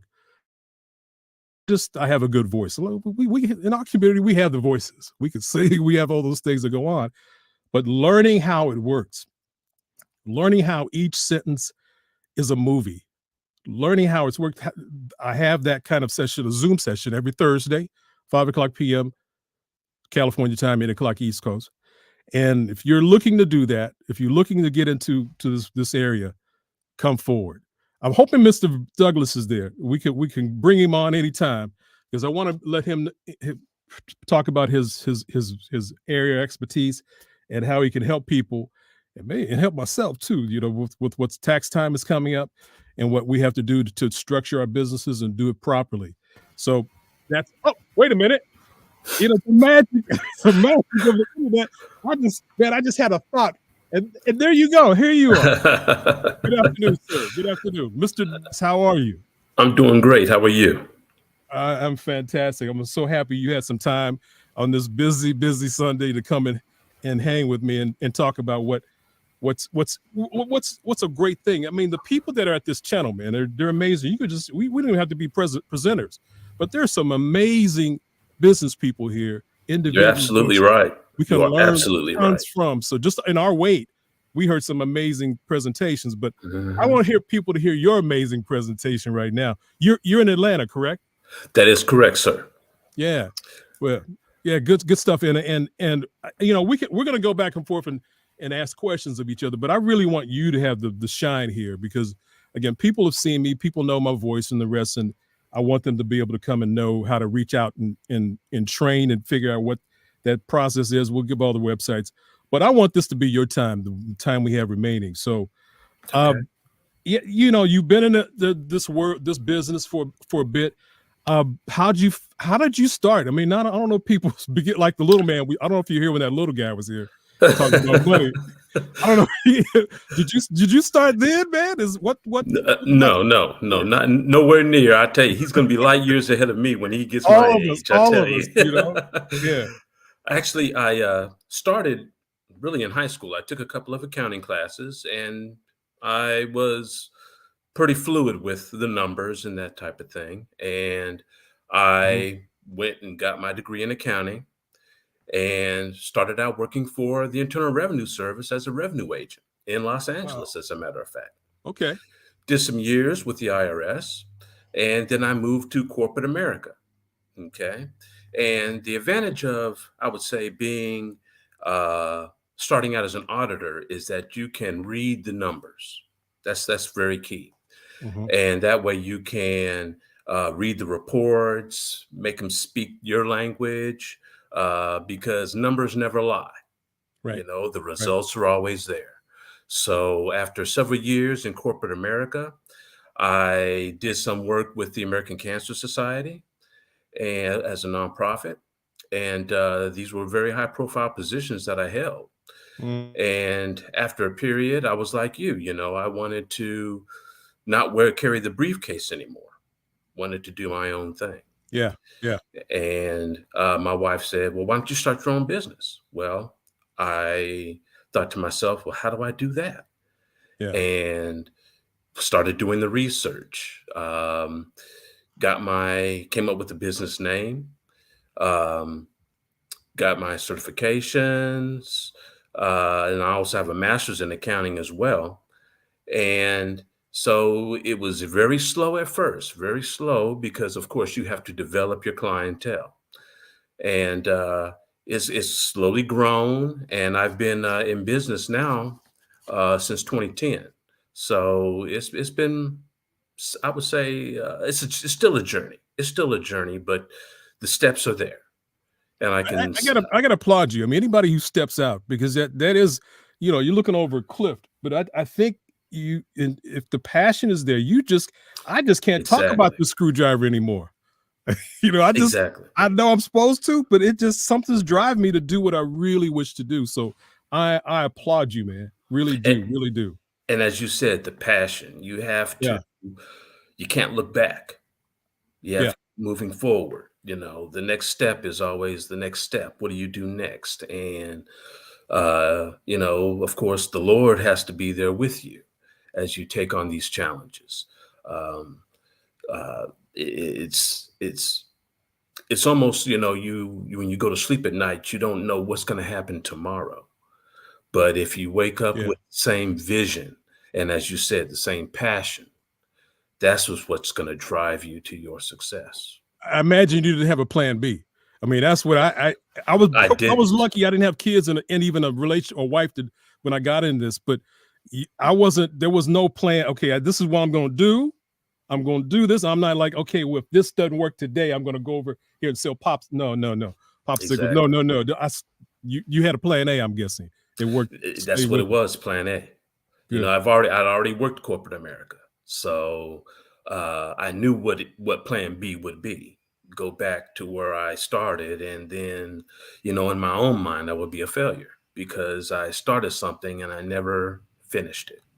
So, you know, it was plan A, and that was it.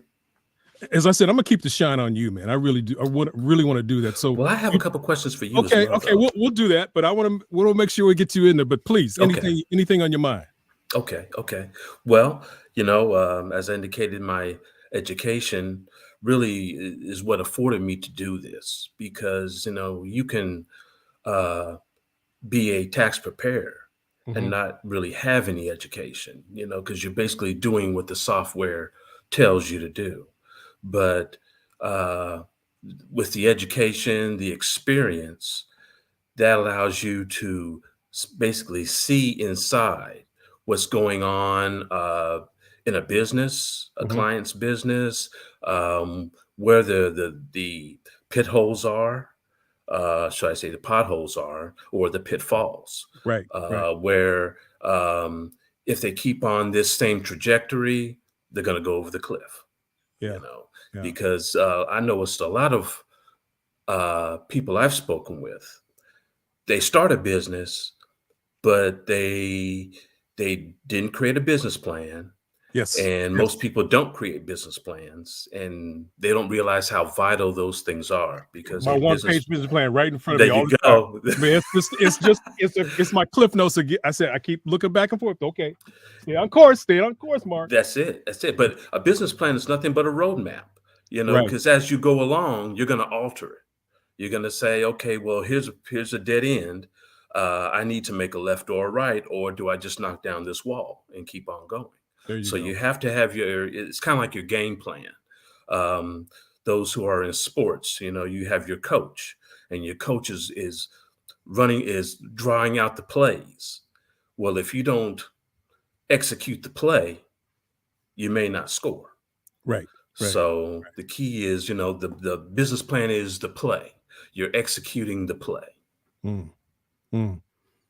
So I know you said you have a franchise also. Is the accounting franchise, or you got another business? Well, it's not a franchise. Actually, I had the option of purchasing an accounting tax franchise, and I looked at the options of the costs of buying a franchise versus a startup, and I went with the startup personally.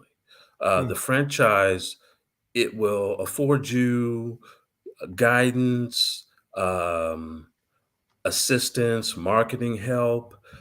But what I realized is you can market all day long. But if you don't reach that key person, you're just marketing, you know, you're blowing into the wind.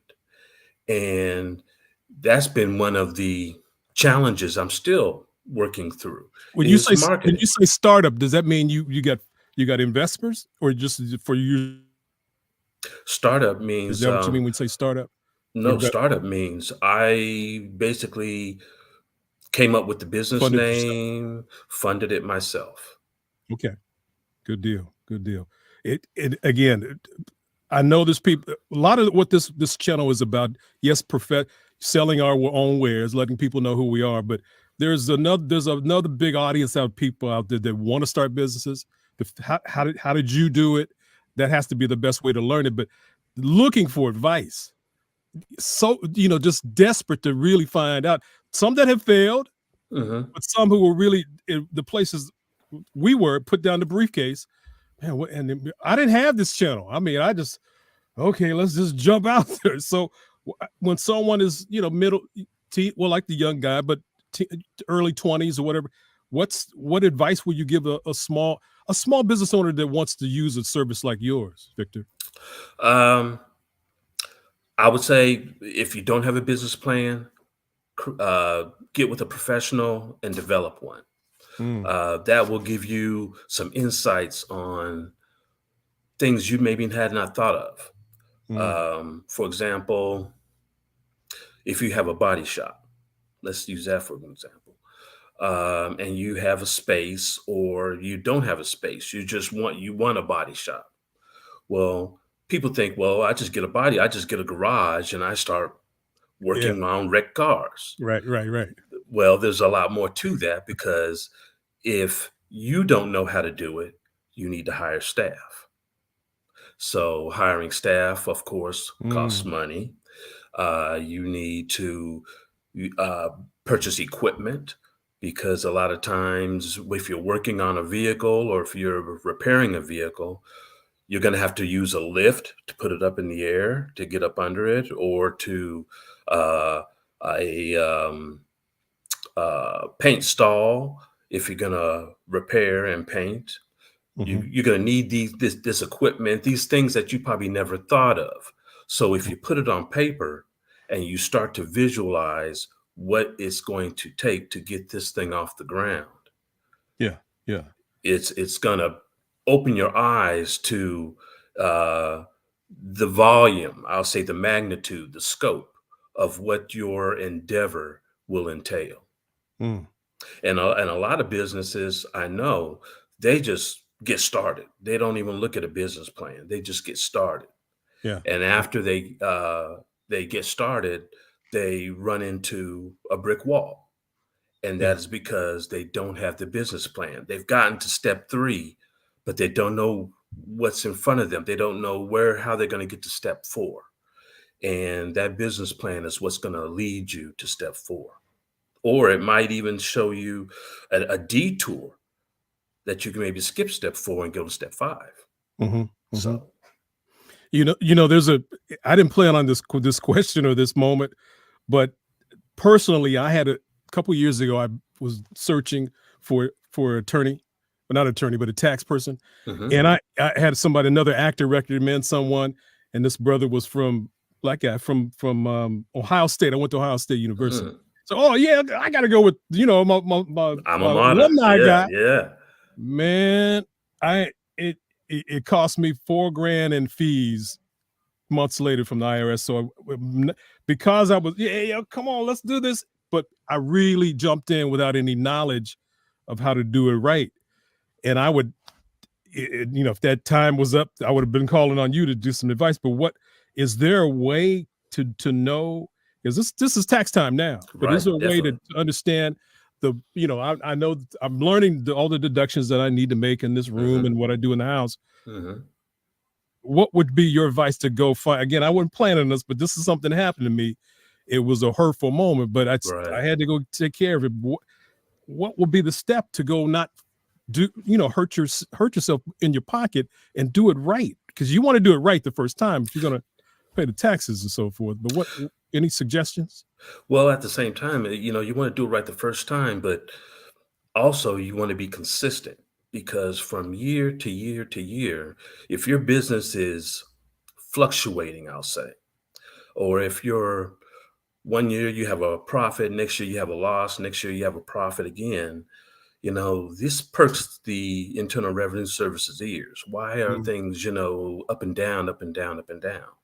So really what I would Oh, for audit. suggest for audits, exactly. Yeah. Okay. So what I would recommend is number one, if you get a good accountant, hold on to them because a good accountant is just like a good doctor, a good mechanic, someone you can trust. Mhm. Okay. Also, someone that will tell you what you don't want to hear. Mm. Okay. Because a lot of tax preparers, they're not accountants.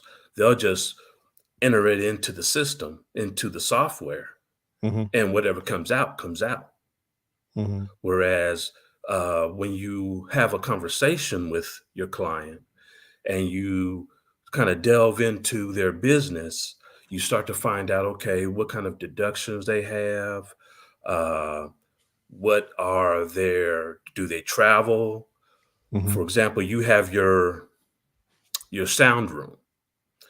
The cost of putting that sound room together, and all of that is a write-off because it's Right. business Yeah. related. Right. Okay. But if you travel to other locations, those are deductible expenses. Mm. Anything that's business related is a deductible expense. But you'd be surprised how many people leave that off the return. If you don't know, you don't know. But That's exactly that's right. the point is having a professional like yourself been able to advise properly the first time. The Again, first time. I would, man, no, this is my boy. He did it right. I'm sure. No, he didn't. So you need that expertise to make it work, man. And actually, a good accountant can actually be your business plan Oh. because they're going to provide you with ideas, avenues that you may not have thought of. Have you thought about doing this with your business, or, Hmm. expanding this, or narrowing your scope because maybe your scope is too wide and you're trying to do too many things instead of maybe focusing on these 1, 2, or 3 items. Mm. Dr. Kelly, you heard that? He does 500 things, man. I don't think he sleeps. So I want to make sure.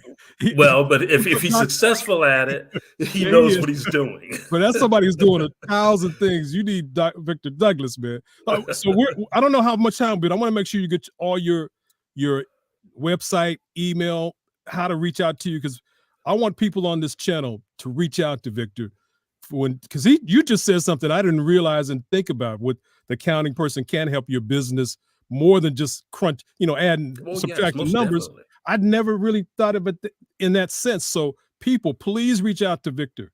He's got something very positive, and I know people are out there like me who got hit with penalties, didn't realize they were coming, and thought everything was cool, skipping along, walking around like George Jefferson.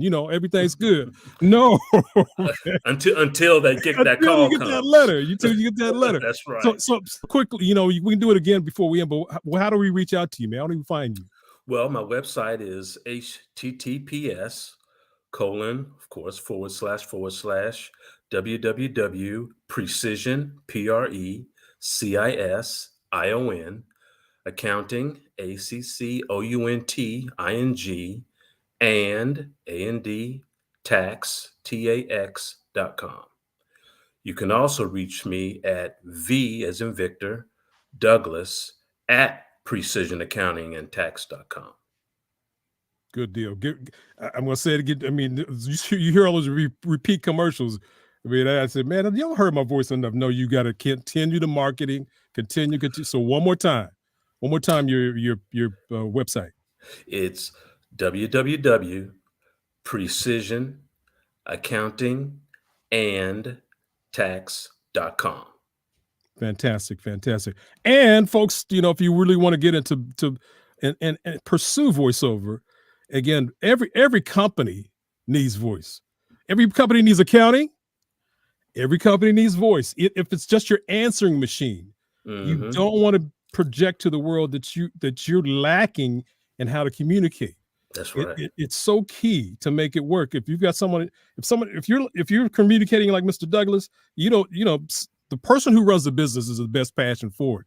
But if you're someone who is just doing all the, what I'm saying, and like, what I mean, let someone else handle your communication. So markneelymedia.com, people know where I'm at. They know who I am. And Dr. Kelly and Bruce George have been very kind on people who want to know what this is about. So I appreciate that. But I'm so happy and thankful that you agreed to come on and hang out with me, man, because on these Sundays where they're doing things, doing activities on the field, people might be doing that, but this is going to be playing all month, and I want people to understand that this is a serious thing because of April's coming, and we want to get that done now. I'm working on it now, so you may hear a ring from me, man. Hey, I wouldn't have missed it for the world, believe me. Do you work? Obviously because we're internet based now, but do you you don't work just in Atlanta, or do you need somebody to be able to work remote? Actually, remotely? I have clients all over the U.S. Fantastic. And I can prepare taxes in all 50 states.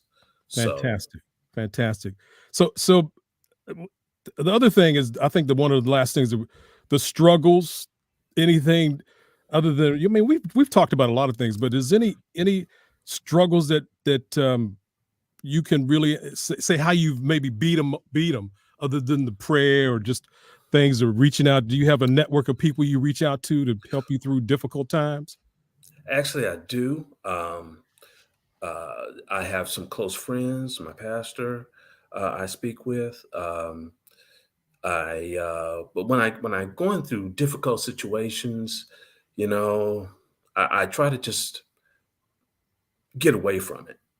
Mm. Actually, step away from it and do something else.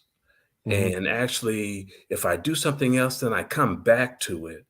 A lot of times, those difficult situations, they kind of just dissolve in front of you, Mm. and the you find your solution right there. You know, I don't know if Wow. that makes sense, but No, it it it does. Letting go, letting it go. Mhm, mhm. Yeah, yeah, yeah. Exactly. But Your my time. my biggest challenge is still marketing, you know. Yeah. Most of my clients come from word of mouth.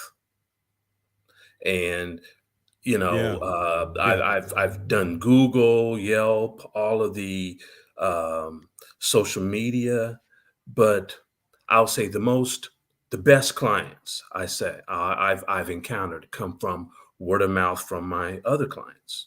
Yeah, yeah, I will agree with that. I'm hired Mhm. now probably 30% of the time right from for voiceover people. You do demos, a demonstration of what you can do. So I have a minute demo of everything for commercial, animation, promo, the things that are big for networks, movie trailers. Mhm. Um, I have all that on my website that people can listen to, and they go, "Oh, that's the guy." They hire me that way. Or again, I told you, have 21,000 people over LinkedIn. That's over the years. That's not automatic, but Right. I've kind of figured out the the the the way to work that, and Mhm. it's been very profitable in that sense that I can reach out to casting people, to creatives that and people for commercials. It's been done primarily. Then I've tried everything. We come from a place where you send out a postcard or direct mail or whatever, but now it's all internet based. Only thing I haven't done is social media, really linked LinkedIn, yes, and Twitter and so forth. But people go to IG a lot. I've not had a page where I'm showing everything I do. What I'm eating and so forth. At a Right, meal. right. But I know that's another place to go. If I was younger, maybe I'd do all those things. They know, the younger folks know how to do all that. But I know that LinkedIn has worked for me, and word of mouth, as you just said, Yes. and this channel. This channel, man. So, Mhm. we're using it. We're using it in a positive way. So thank And you, you Dr. Kelly. and didn't mean to cut you off, but accounting is such a trust business. If you get a referral from an individual that you've worked with already, Mhm. and that person, swears by that individual, that gives you a leg up really on Yeah. just going cold turkey to someone you've never seen before, because you have a personal experience with an individual. Mhm. And when that other person comes in, they gush about, well, so and so just spoke so highly of you. Right. you know there's your marketing. Yeah. There's no better No way to better. go. Yeah, you're not gonna be swayed better, more convincingly than that. That a That's friend correct. is really, you got, okay, I trust that. That's what happening. And I know that, again, this channel where is Dr. Kelly's put together for Black business is such a positive. We can find anything through this network that I is a positive in it. And as we are in this in our we should be turning to that and I and agree. doing all we can, if we can, I to agree. support each other. So Yep. I'll be shouting your name from the rafters, man. And I thank Portia Q who's hooked us up. And I And will thank her personally myself. yeah, and I'm gonna turn Dr. Kelly onto her voice if he wants a female to shout out like he's had me doing. So I I have a question for you. you sure anything. Okay, your voice is very familiar. I'm sure the world has heard your voice at one time or another. Yeah. How did you get to this level? Wow, what we've been talking about, just hanging in there, man. As an actor, you every day is not Super Bowl day, or it's not. You just I go back to the word passion. When I come into this room, I love this room because I can create a frog. I can do James Earl Jones. I'm the voice for Forrest Whitaker in a movie. They call that process ADR, automatic digital replacement, or dubbing. I dubbed the voice. You've heard this show called Lupin on Netflix? Lupin. It's a French show. I'm one of the voices of the characters in there doing the English. It's a French show doing the English. I have things like that happen all the time. I plan to be the voice of the Oscars. That's one of my manifestations right there. I've got a stage of Kodak Theater. It's just dreaming and hope and seeing others, as you've just talked about, seeing others who are positive and successful, copying theirs and reaching out. A mentor doesn't have to be somebody telling you A, B, C, but watching what they do right and doing that with you in your place. That's a mentor, man. And somebody who you can call on and ask a question just as you can make it work. So just hanging in there, having positive people around me. I'm going to say this. I was with a lady who, what the chances of you doing that? Well, you just back and forth. Now I got a lady who's just, you could do it. You could, and having that support of your family, just you said your wife, having your support there keeps you in the game. Yeah. It's the confidence as you get something, you go from local TV to the networks. All the networks know me, but it wasn't like that always. But I just always, I got a vision board. I got all the things that are true. These aren't just fluff. Right. When you have positives, I've got a whole list of, look how many things. I got a positive list of, these are positive sayings. I just flow through every day, just you chase your abundance. Gratitude is magic. The words are there, but it's just, and if you know someone like Dr. Debbie Hood, she can hook you up, man.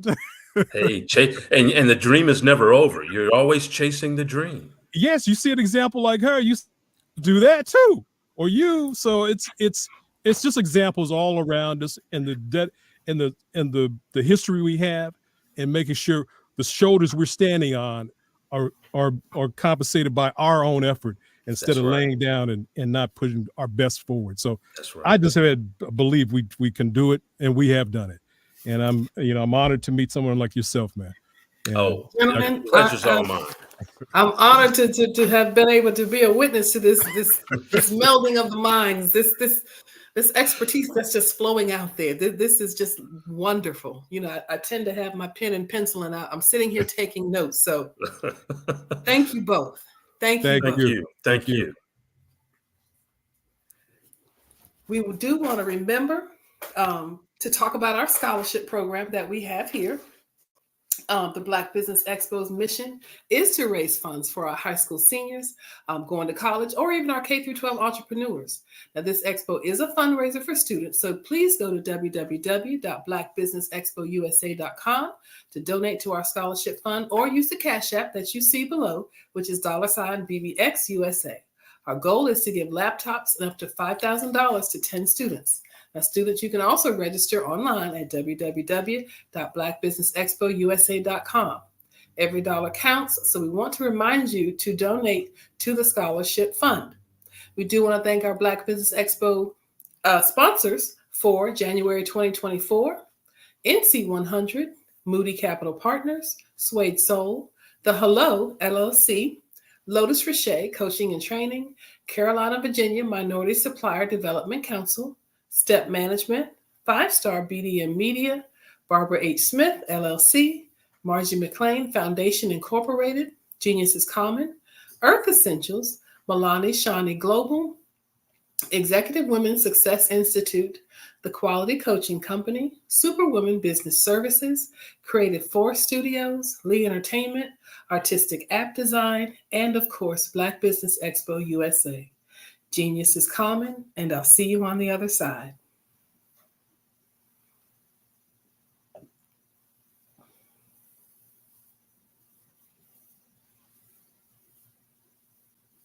Ladies and gentlemen, and fellow professionals, please allow me to introduce myself.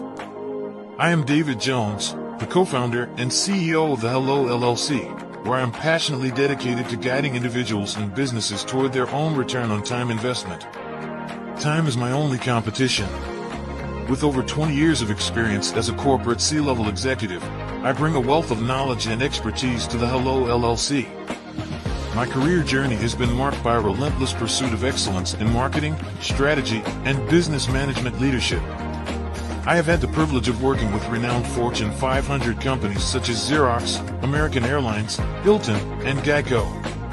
However, what truly drives me is the transformational work we do at the Hello LLC. We are pioneering a new approach to business in the metaverse, where we empower businesses and individuals to build strong foundations, automate their processes and systems, while thriving in the ever-evolving digital landscape. More than just a 3D digital marketing agency, the Hello LLC is truly a community built on love, kindness, and integrity. We want more for you than from you. As I often say, collaboration is the new competition. In an era where time is the most precious commodity, I am here to guide you toward your own return on time investment, because if time was sold in stores, it would be sold out. With a deep commitment to excellence and a strong belief in the power of community, I don't just lead a company, I lead a movement into the future of business. Ladies and gentlemen, it is both an honor and a pleasure to be your guide on this remarkable journey. I am David Jones, and together, we will embrace a future marked by success, collaboration, and the transformative work we do at the Hello LLC. Hello stands for helping everyone live life optimally. So, let's make that pivot together and start living life optimally today.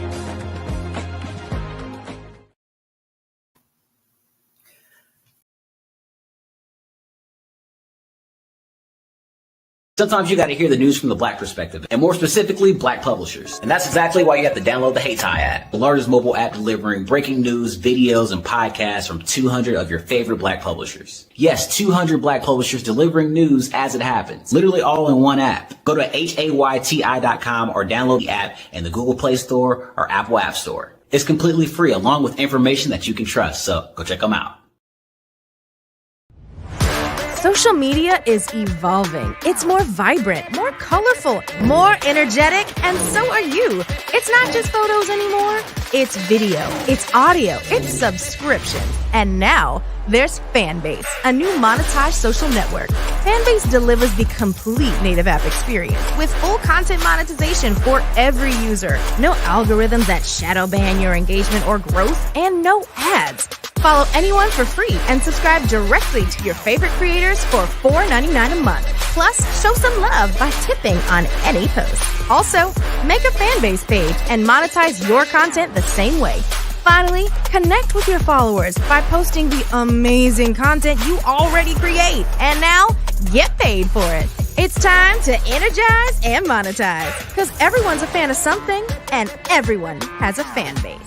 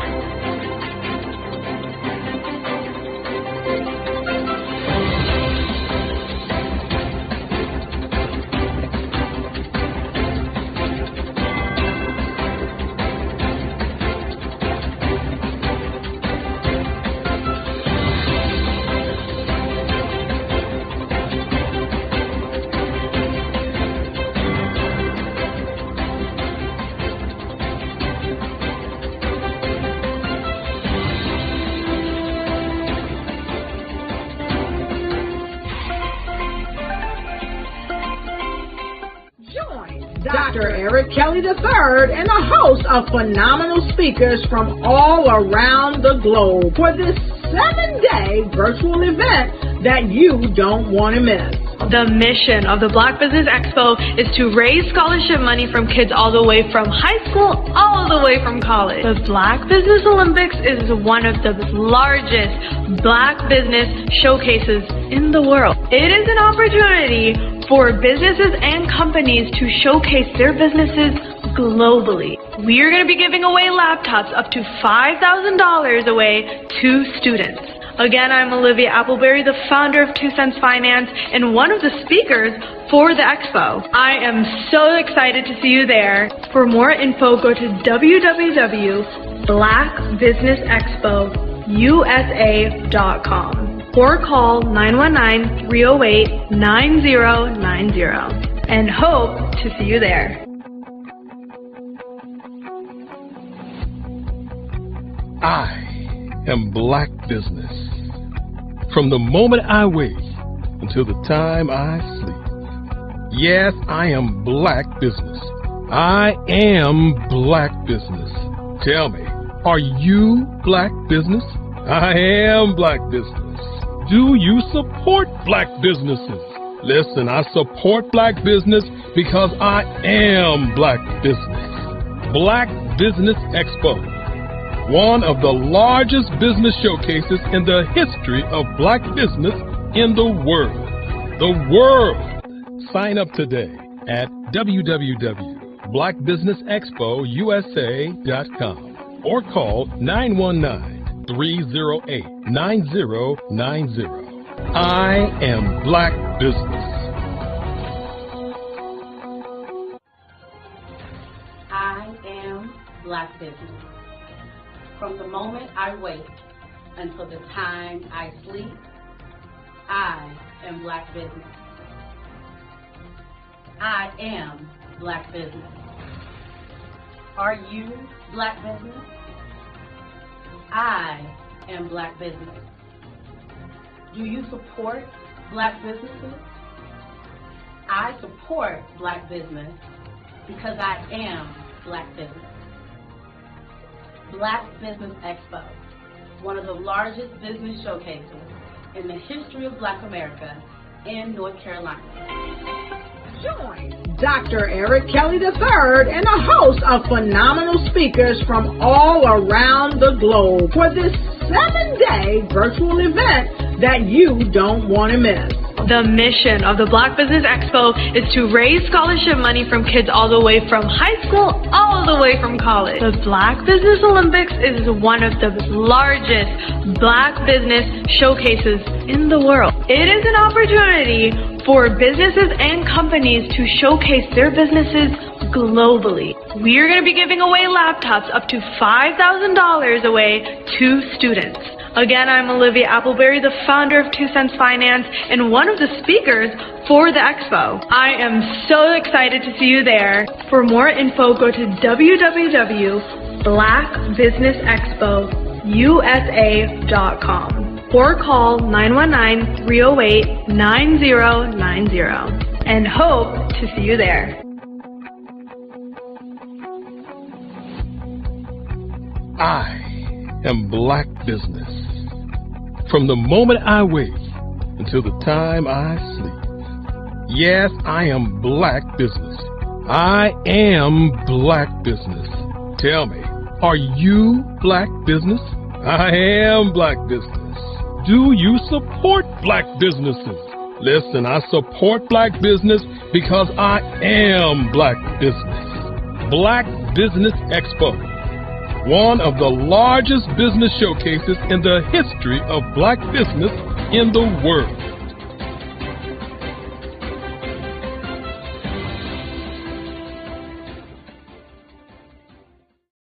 Absolutely. So our coaching program help people that have the lack of time, that lack strategies, and lack the confidence to go after their dream life. So we help them implement tools. We help them implement, I love to leave the inherited lack of finances or the education behind finances. But it wasn't until I lost my firstborn, my only son, that life changed for me. And where I was going after it all, living the corporate life, hit my 6-figure income and living in my dream house with my dream man, driving my dream car. Wow. I nearly lost it all when I lost my son. And so I realized it only takes one financial catastrophe that can change your entire life. That's what made me start All New Beginnings. Because no matter what's going on in life, there's a new beginning. And because of that, we develop a program called Wise Minded. My little slogan is, don't just dream it, let's live it. If they want to connect with you or work with you, what is the best ways for them to be able to do that? Well, for my social media guru, you can connect with me on every single social media platform as Tanya T. Wise.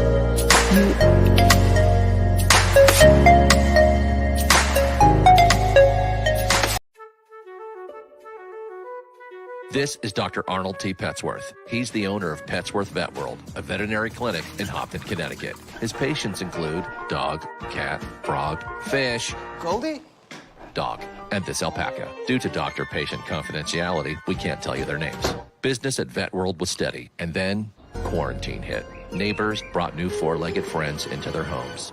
Bunnies. Bunnies everywhere. Dr. Petsworth welcomed these new patients with open arms. The only problem? There were more appointments than he could manage. That's when Dr. Petsworth turned to his American Express business card, which offers spending potential that's built for his changing business needs. He decided to hire a new assistant, Julio, and with spending power built for business purchases, he used his card to furnish a new exam room. Together, Dr. Petsworth, Julio, and American Express Business made sure all the pets of Hopton got the love and care they deserve. And everyone was happy. Get the card built for business by American Express.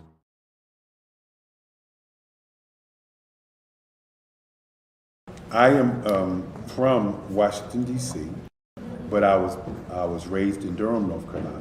I came to Durham when I was about 5 or 6, and then I traveled back and forth to D.C. because it's where my people are from. One of the unique things about my family is my mother, she's also an artist. She does quilting, and she does a lot of artistic things, and then my son, he draws with both hands, his right hand and his left hand like I do. So that's kind of a family trait. And then my other son, he's a videographer, and my daughter, she works, she's a regional vice president for Sunglasses. When you start out drawing and sketching, you want to continue to explore, you know, each avenue. I do pastels, I do pen and ink, I do painting, I do acrylics. I haven't done oils yet. But I try to do all facets of art. What I say to a lot of times to people is, you know, you can't put yourself in a box when you're an artist. You have to explore. And over the course of my life, I've tried to explore different mediums. I also do sculpture as well. I choose my subjects by the intensity that they have in their faces, or the intensity that somebody is moving, because I do more than portrait drawings. I also do I do abstract, and then I do figurative drawing also. Well, what happened in this particular show is that I started out trying to come up with something that would be a little bit different than what everybody else is doing. So I was working on a Barack Obama show, and they wanted me to do some paintings of Barack. And so what I did was, because of the deadlines, I kind of did it kind of fast.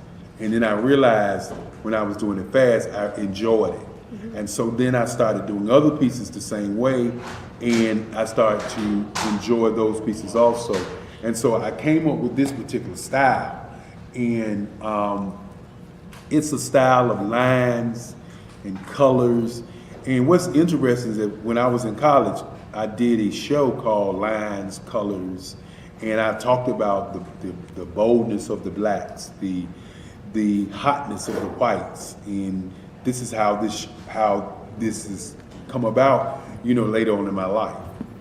And the colors comes from a lot of the entertainers that I work with, where they wear different colors. They don't wear, you know, your plain reds or your whites. They wear different colors, and so that's also another piece of what's giving me the colors. The subtitle of this show is Faces That Speak Life. That's real critical.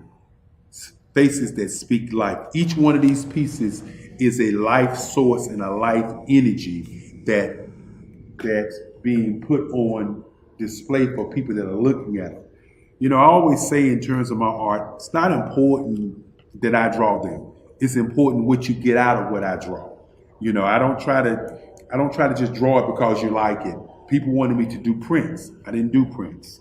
You know, people asked me to do different people, but the people that I choose are people that make a difference in the lives of people in the world. So the human landscape, idea was, again, as I say, the lines represent your emotions, it represents your ideas, and it represents your journey as a human being. And that's why you get the different pieces and the different looks. And as you notice, I try not to do one look that looks alike another look. And that's what's the most important part of this show.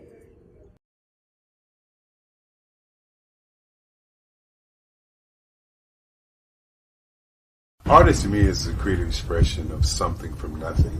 You know, it explodes onto the canvas, or it explodes on in my work.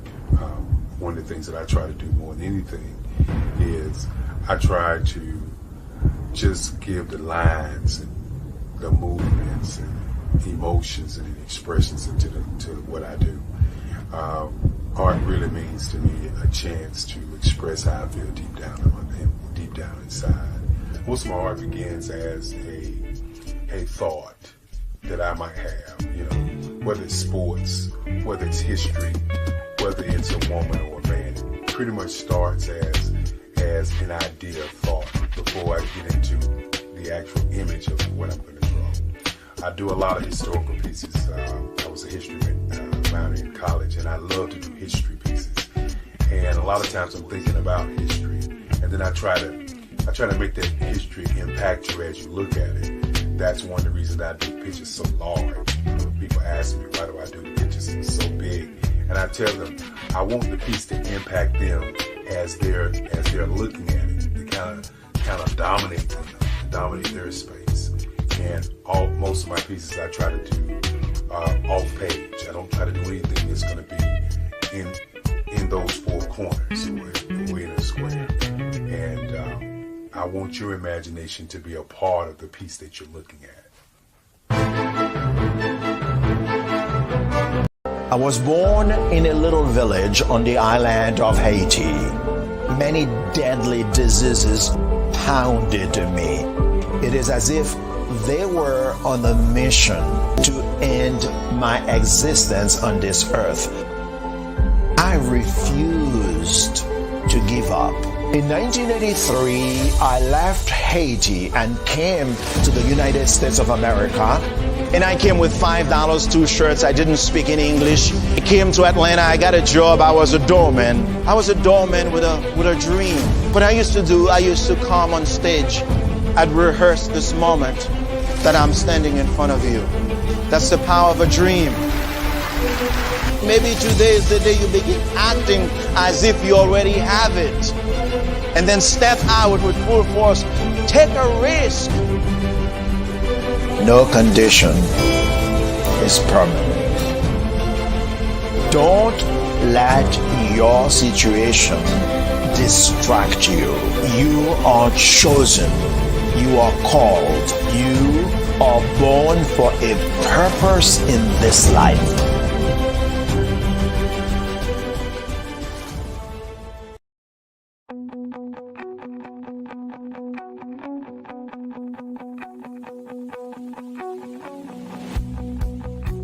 I am Black Business.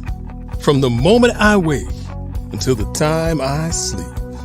Yes, I am Black Business. I am Black Business. Tell me, are you Black Business? I am Black Business. Do you support Black businesses? Listen, I support Black business because I am Black Business.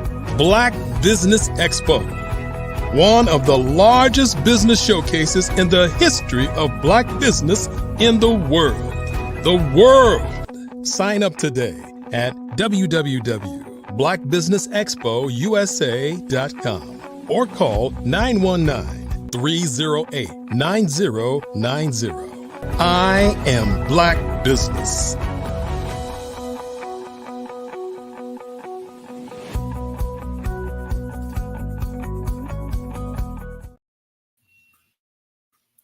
Good evening, Black business owners, entrepreneurs, thought leaders, corporations. Welcome to the Black Business Network. My name is Dr. Debbie Hood, and I'll be your business moderator this evening on the Black Business Network. The Black Business Network is a 24-hour business network showcasing Black businesses, owners, entrepreneurs, and thought leaders worldwide. We have speakers worldwide: London, Singapore, Africa, Japan, as well as cities from all over the United States. The Black Business Network is a global community sharing its business knowledge to empower, inspire, and educate businesses about business. Our next speaker is Ms. Taria Howard, who hails and who launched her real estate investment company, Exquisite Dreams Properties, in July of 2020. She became a fully licensed real estate agent in January of 2021, which enables her to fulfill her passion for helping people which led her into coaching people in financial literacy later in that same year. Born in Detroit, Michigan, graduated with her bachelor's, continued her education, and after 15 years in the educational field, she decided to pursue her dreams in the real estate industry. So she's still an educator as she's teaching our middle school students. However, she is also serving her passion to as many people as possible, which is to redevelop once forgotten neighborhoods. So welcome, Ms. Howard. I look forward to speaking with you. Hello. I'm so grateful to be here on this Sunday, giving it back to you, Dr. Debbie. I appreciate the reading of that bio was excellent. I appreciate you. I'm just happy to be here.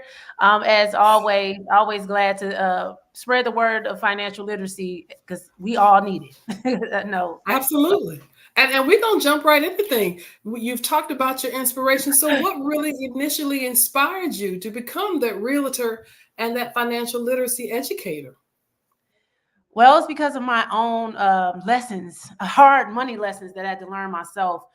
I was taught to be a spender, and I didn't know how to manage my money well. I messed up my credit countless of times in the past, and it really came to a head when I decided to start my real estate investment company, Exquisite Dreams Properties. I had a 567 credit score. My partner at the time, her credit score was in the 500s. We had these big dreams of starting our business, and we went forth through everything that we thought what we were supposed to do. But we left out the part of, learning how to manage our personal finances. So we did all the classes, we studied, we researched, we did all the things. And we found a deal that we could buy 3 homes for $100,000, 3 bedrooms, 2 bathrooms each. And that is an awesome deal to be able to buy that many homes for $100,000 each, $300,000. So we went out, tried to find funding. And that's when we found out how important our personal finances were, because when we went to all those seminars and the things that we did, they all were saying, oh, you can buy real estate with no money, no credit, no money, no credit. Yeah, you can. But you still have to have some type of skin in the game, especially when you're a new company. So we went to like 12 different lenders. And on the last one, he said that because it was a good deal, he would do it. But we had to come up with 40% of that 300,000. I'm a school teacher. She was a stay-at-home mom. So, of course, we did not have that money. So it just broke my heart that I couldn't do this for my company, the community I was trying to build up. And I decided to, this was it. I have to start working on my personal finances. And when I did that, it just opened up the world for me to learn so many different things. I became a realtor because I wanted to be able to broker my own deals for our company. But initially when I became a real estate agent, it was so many people out there lost, and they wanted help, and they wanted people to help them. But a lot of real estate agents, unfortunately, they don't have the time, or they want people already ready. And I have always worked in underserved communities with children, so I know how they felt as adults when you just don't know what to do. I mean, you can go and Google all day long, and you can get bogged down with information and don't know how to decipher it. One of my gifts is be able to take a whole lot of information and break it down for people to understand. So I decided to not only help them purchase a home, but to also teach them financial literacy so they can keep the home and be able to be fully prepared to purchase a home. Because when I first bought my first home back in 2010, I had just, revitalized my credit once again. And I still didn't have the financial literacy enough to keep my home. And that was the point. I was a homeowner for 10 years. And because of the lack of education, I lost my home. So I was able to, put forth all the lessons that I learned, plus all the things I was learning about financial literacy that I never knew, and help other people be able to, realize that dream, if that's what their dream is, to own a home, or just be more financially literate so they can understand how to make their money move for them. So how do you balance that role? Or those roles of being the realtor and that literacy educator? How do you balance that? Well, always I build rapport with people first. I make sure that I understand who they are initially, and where they are and where they stand and what they're looking to do.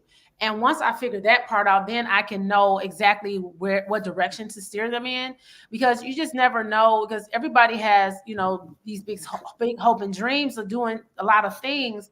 But a lot of times we don't do the groundwork, the foundation work first. So I need to understand you as a person. And I just build a rapport with people, and I ask the right questions. I let them know that and understand that I'm here for them, and, not just out to, get the commission or whatever the case may be. I've given out plenty of information, and people have used it with other people, and it's okay. But I just want people to have the education first. So I'm an educator at heart. So I educate first before I think about a sale. And we always talk about the successes. So I know you've had some. So give us some of the successes you've had, because we want to start from a strength-based perspective. What are some of the notable successes you've had? Yeah, so I had did a podcast with a young lady, and she, at the end of it, we just had a conversation. Like I said, I build rapport with people. And she was saying how she was going to never be able to be a homeowner. She's going to do everything with cash. She doesn't like credit, she hate credit, all these different negative things. And after having that conversation with her, after I did her podcast, she had a different understanding and a different perspective, and it motivated her. So after that, she ended up, because she didn't have negative items on her credit report, she just didn't have enough credit and had debt. So I had advised her on how to build her credit, and I advised her how to, build it and stack it faster.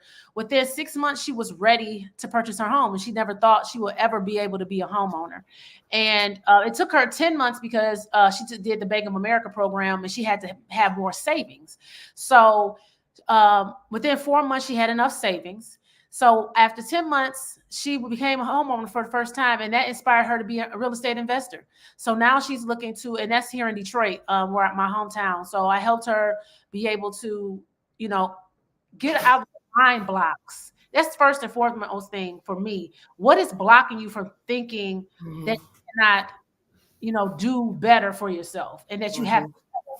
And once she got out of that mind block, this is a mindset thing, and she understood what her relationship with money was, she was able to realize there's so much more possibility for her.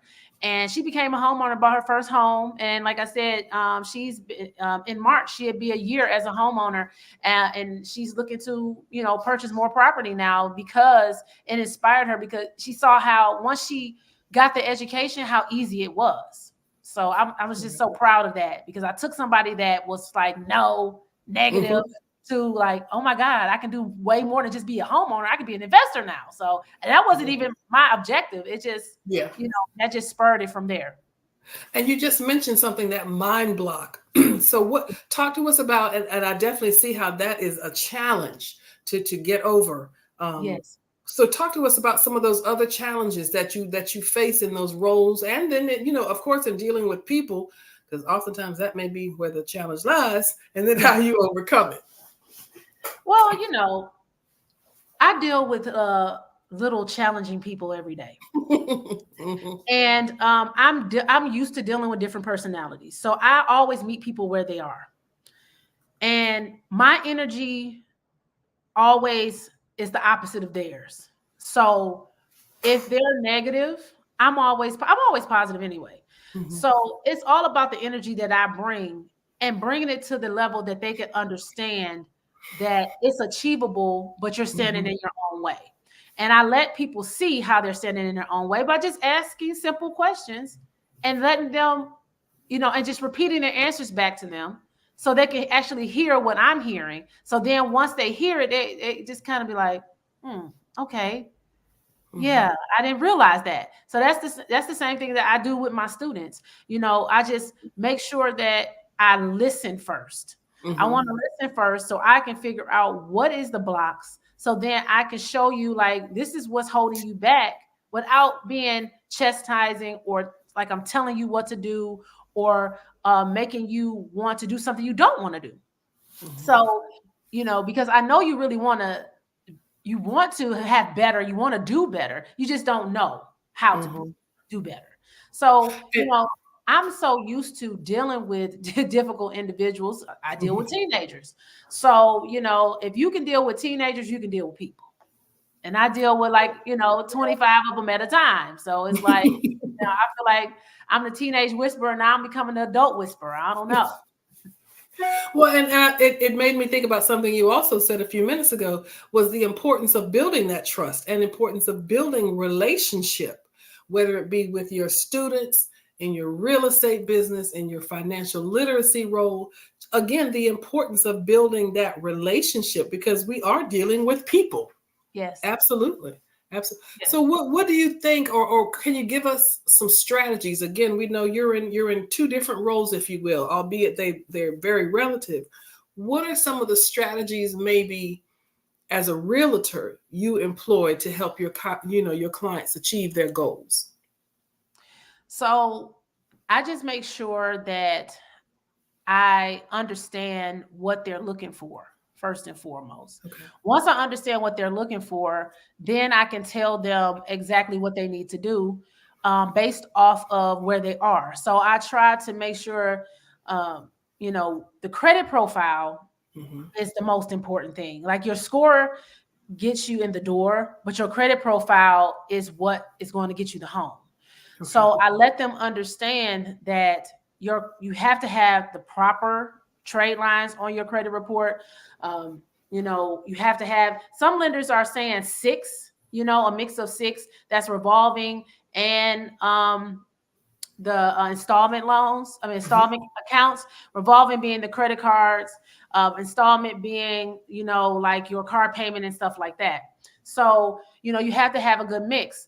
At this point too, because there's so many programs, so much money out here that people are leaving on the table, you really only need like a 650 credit score. Now, mind you, your interest rate is going to be higher at that point, but owning a home can help you build your credit because you're going to add another a positive trade line, which will boost your credit. And then you can go back and refinance later once your score improves. But I always instruct my clients to try to get their credit score up to a 740, 760, because you're going to get the optimum interest rates at that point. Right. Because it doesn't matter if you have a 740 or 850, it's still going to be the same interest rate. But if you get it to that 700 mark, it's still, but like I said, 650 is a good starting point if you're ready with the trade lines and you have the debt to income ratio there. You can start there because there's so much money that these states and these counties and these cities have for people to be first-time home buyers. And, you don't want to leave it on the table if you can go ahead and do it now. And, so many people are coming in, a lot of investors are coming in buying up homes. So the time is now if you want to be a homeowner to get that part together. But like I said, I always instruct them on how to build their, boost their credit from what they already have. You want to have those tier 1 banks on your credit report. You want to have the Chase, the Bank of Americas. You want to have, credit unions. That's what lenders are looking for. Because they have more stringent requirements, they know that you'll be able to handle, the mortgage, because they know that those banks are going to comb through your finances, because the lender is going to comb through your finances, and it can be very frustrating. So you want to have all your ducks in a row and your paperwork together. So I make sure that they have their W-2s, they have their tax returns, they have their bank accounts, your credit cards need to be at 6 to 7% utilization during that 3 months that you're giving them those statements. Plus, during the process, a lot of people falter too, because during the process they go and they finance something. They got to want to go ahead and get the furniture. They want to go and put something in their name for somebody else, and that messes people up. So I tell them, once again, don't do anything during this process. Right. save it to after the fact. So it just all depends on where you are, and you can deploy different strategies. I give them ways to pay down their debt. I get, if you can do a top down effect, like a snowball effect, or if you know your interest rates and how to pay over your interest rate, or whatever the case may be. It all depends on where you are. So it just all depends on where they are. It's so many different strategies. It just all depends on where they are and what they can do at that time to get them to their goal faster. You've given us so much, even in this short period of time. So how do you stay informed about these different market trends and changes in the industry? And I don't know if this information is available to us, the lay person, but where is this coming from? I take classes. Okay. I read every day. I stay abreast to money news. You have to follow the money. I'm learning how to trade on the stock market. I know how to read charts. I take a real estate class every week where I stay abreast to different strategies. I read a real estate publication every single day. I keep I study Bigger Pockets. I read their articles. They send me articles every day. I read their articles. I talk to lenders because I want to know exactly what they're looking for. I find underwriters, like, what are you looking for? Because the underwriter is the one that really makes or breaks the deal. So I just make sure I stay connected with the right people. I continuously educate myself. Because I can't teach financial literacy if I'm not continuing my education. Right. I read all types of financial books, from Rich Dad Poor Dad to The Richest Man in Babylon to all different types of things. So I get in it from the old to the new, and I'm just kind of combine it together to become a solutions oriented type of person, because that's just who I am. So in order for me to be able to do that, I have to continue to educate myself. So that's what I do. And what would you say to someone who is looking to pursue a career, whether it be in real estate or financial literacy education? Because definitely you are an educator at heart. You're one of those lifelong learners that they speak about in academia. So what would you say to someone else? You have to be a lover of knowledge. You have to want to continuously learn and love to learn and learn how to take information and be able to convey it to other people. Because there's a lot of smart people out here, but there's a lot of people that don't know how to convey information to others. Exactly. So you have to be able to be, you have to love to learn first. And a lot of people, because, when we graduate from high school, college, we do all the things, we're tired of school. And I get it. I have 3 degrees. I don't want to sit in nobody's classroom, right? But the world is our classroom. Every day something is happening in our world, in our financial world. And like, if you are not abreast to what's going on around you, you're going to be stuck. You're going to get lost. And, you're going to miss out on a lot of things. We're in an election year right now. This is the time to invest. Okay. Okay. Everything is about to rise. If you pay attention to the stock market is one of the best indicators. I tell people all the time, because certain stocks that were like last year, you can look back and they were $100 and something. They're $400 and $600 a share now. So, and that took a year, or sometimes even less. So, you have to be able to understand how money flows and how money works. And that's only through financial literacy education. And that's one of the things Robert Kiyosaki always says. In order for you to become wealthy, you have to be wealthy in knowledge first. Talk to us about a really rewarding experience that you've had when providing the financial literacy. Again, we know you're in some different roles, but talk to us about that success in that area and some of those key principles that you're emphasizing with others. So I would say I've had plenty of people, come to me, because I do lives I do it Tuesdays, Mondays and Tuesdays on my YouTube, my Facebook, and my IG. And I used to do it every day, but I just turned it down to like 2 to 3 days a week. And I've had so many people come to me and say they've learned so much from me, and they have just from that alone, I tend to, when I do, work with my individual clients, the process can be daunting. And it is a process. So, I just make sure that I tell my story all the time, because I had 3 bankruptcies. And that motivates them to keep going, because they're like, ooh, 3? Yes. And it took me 16 months to, really clear up my credit, and that was like the last and final straw. Like, I'm not doing this anymore. So, I've had people come to me and said, I'm ready now because of the things that you've taught me, because of the services that you have provided. Some people have, became homeowners within the last, because I've been doing the financial literacy education now for 3 years. It'll be 3 years in March. I've had people come to me and say, hey, I'm ready to buy my first home now because of the things that you taught me, the things that you, the program in which, they were in.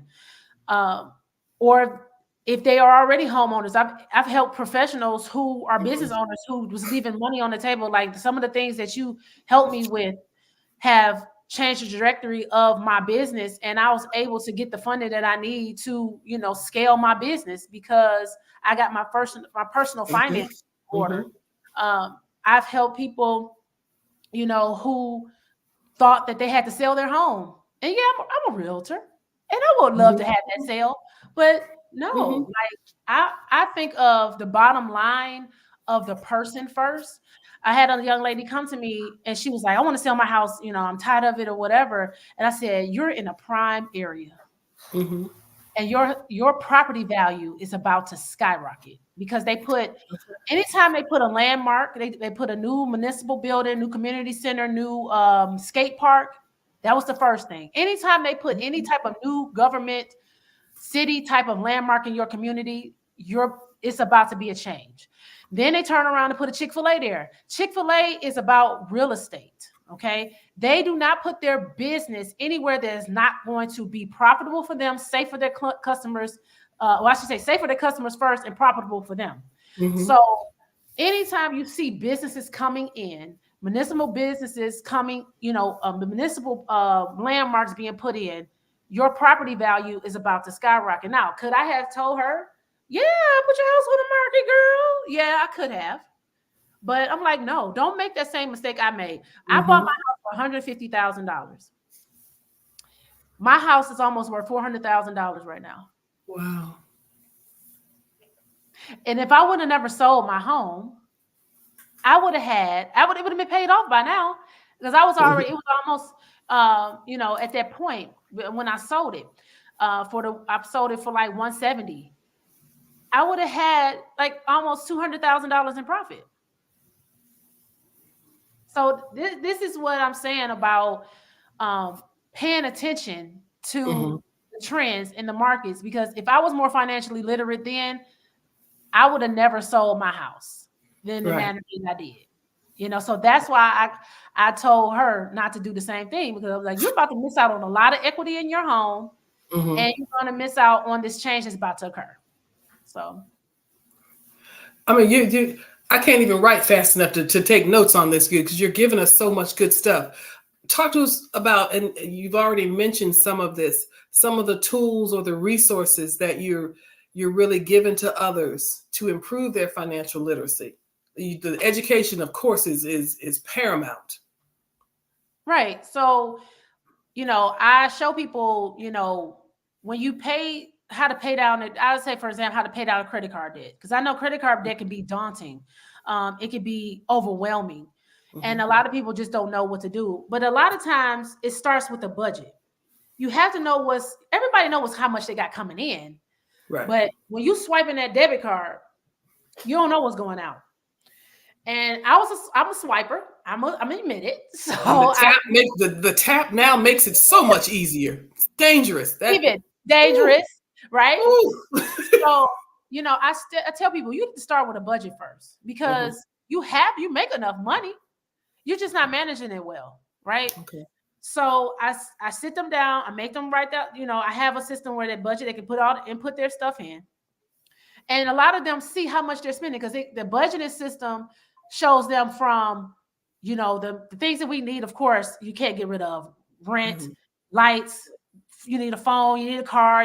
Some people not even accounting for their car maintenance. Like, how much are you paying for your oil changes? Because a lot of people drive a lot, you know. Some people are, you know, it don't take them 6 months to get an oil change. Sometimes it's taking you 3 months, you know. So are you accounting for that? Are you accounting for the, you know, your car maintenance? And then a lot of people are not putting in their, you know, we all like to get our hair done. We all like to, you know, get our hair cut. We got to buy clothes. The kids are a bill.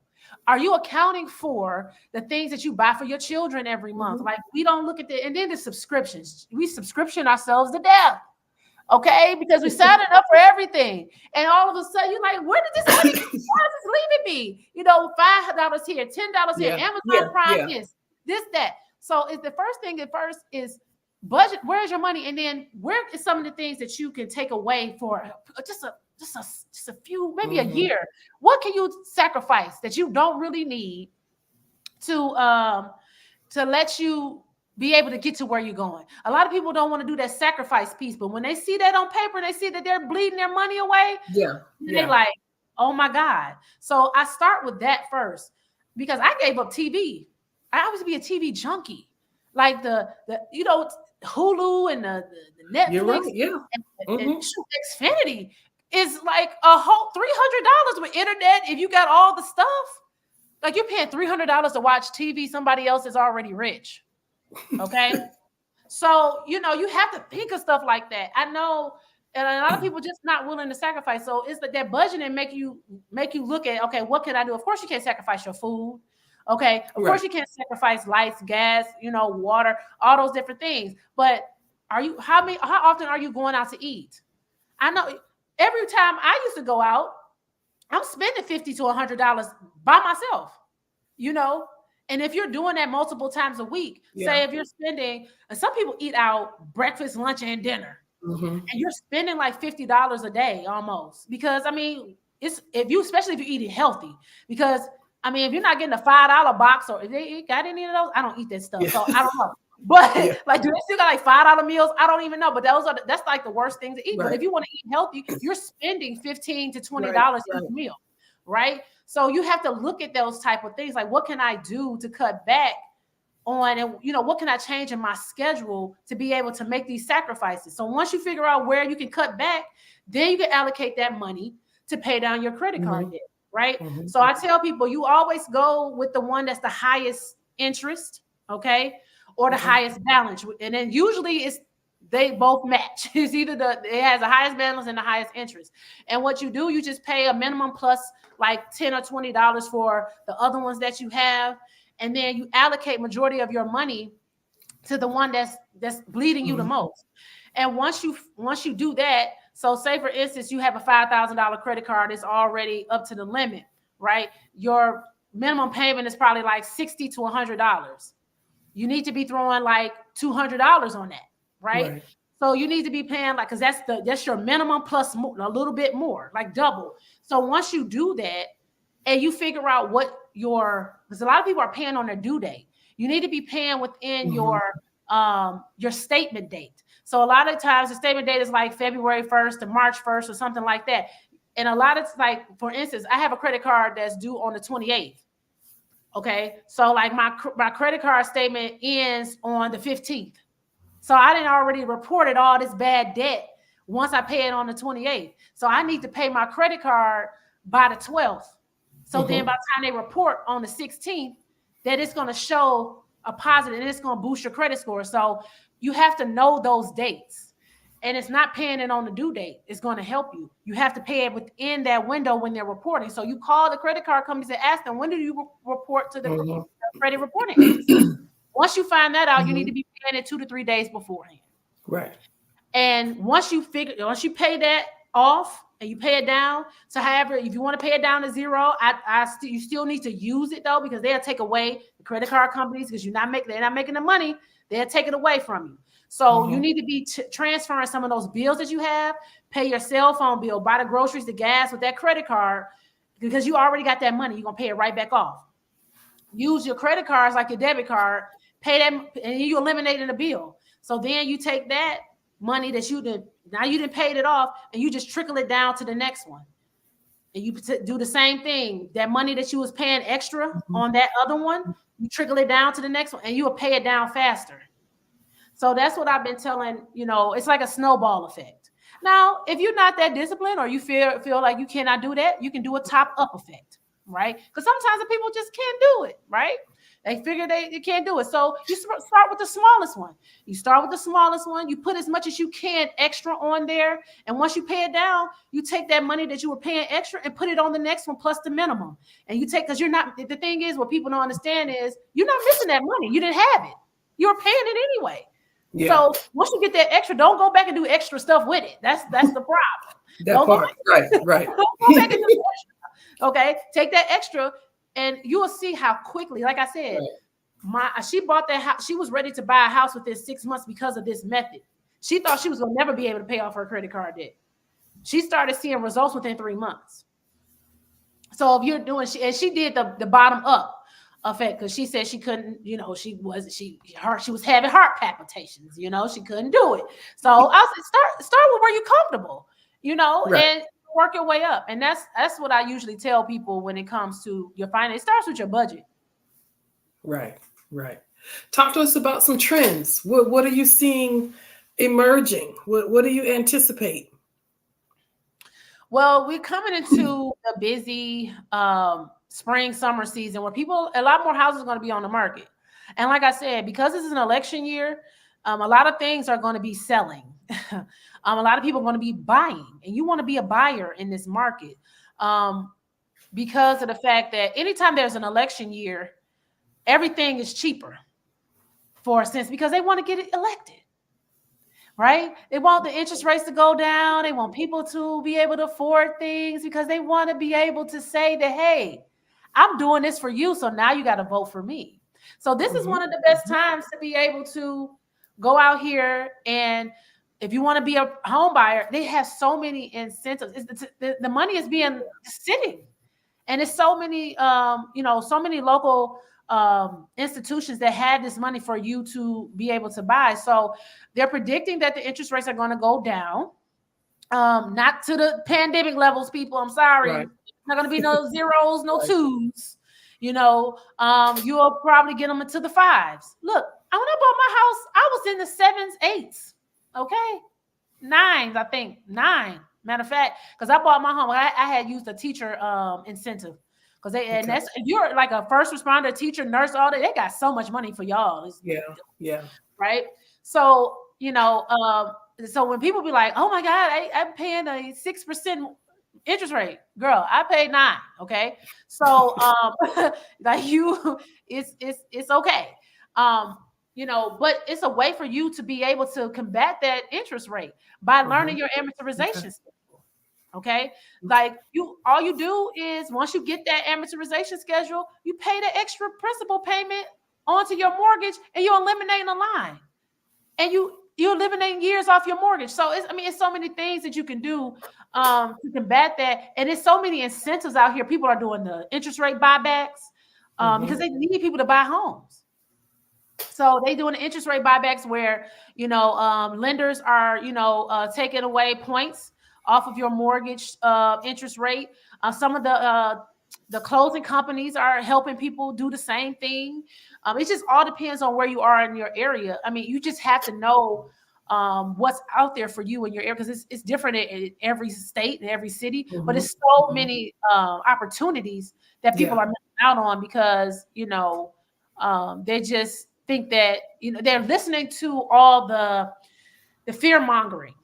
Because they want you to be fear from buying a house. They want you to be feared from, using real estate to build wealth, because, that's how they're doing it. Real estate is one of the best ways to build wealth.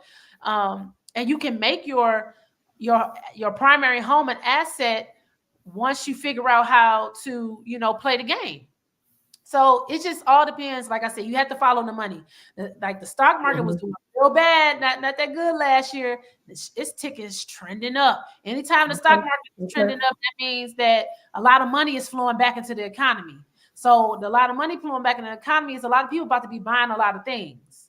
So That's what I'm seeing from what I've been listening to and from what I've hearing from lenders. Like I said, the interest rates are supposed to go down this spring, summertime, and that's the ultimate buying season. So if you're looking to buy a home in like June, July, or something like that, then you need to get prepared now, because you still have, technically, 6 months to, from now to July, to, be prepared. And if you are disciplined enough, 6 months is a great enough time to do it, depending on your credit profile. Now, if you have a whole lot of stuff, like heavy stuff, like I did, like bankruptcies and evictions and all of that, it's gonna take you a little bit longer. But if you just have just debt and cover collections or something like that, you can definitely be ready in 6 months. 6 months if you're disciplined. Okay. Well, you have given us so much. I don't even know where to begin. But now I'm a clinician at heart. I'm a therapist. So I want to know, what kind of self-care are you exercising, and how are you maintaining this balance? Because you're doing a lot. You're a lifelong learner, educator, realtor, financial literacy. How are you taking care of you? How are you doing? Do I take care of me is the question. No. No, I always try to make sure I pray every day. I set aside some alone time and I talk to God first and foremost. I always choose joy every single day, regardless of what's going on around me. People say that about me. A lot of people have said that, like, and that really know me, like, you've gone through a lot in these last couple of years, but people don't never see you sweat. Because the thing is, there's no point in me having a pity party when I have things to do. I will go ahead and just have that pity for about 10 minutes, cry it out for a minute. Okay. And then I'm moving on. So I just make sure I just cleanse my soul every single day.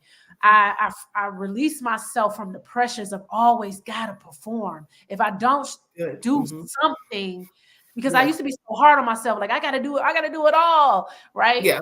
I release the pressure to perform, and if that's something on my to-do list that it doesn't get done, it just doesn't get done. And I've learned how to prioritize my my to-do list, and I'm just not hard on myself if it doesn't get done. And I work out. I love to work out. That's one of my stress relievers.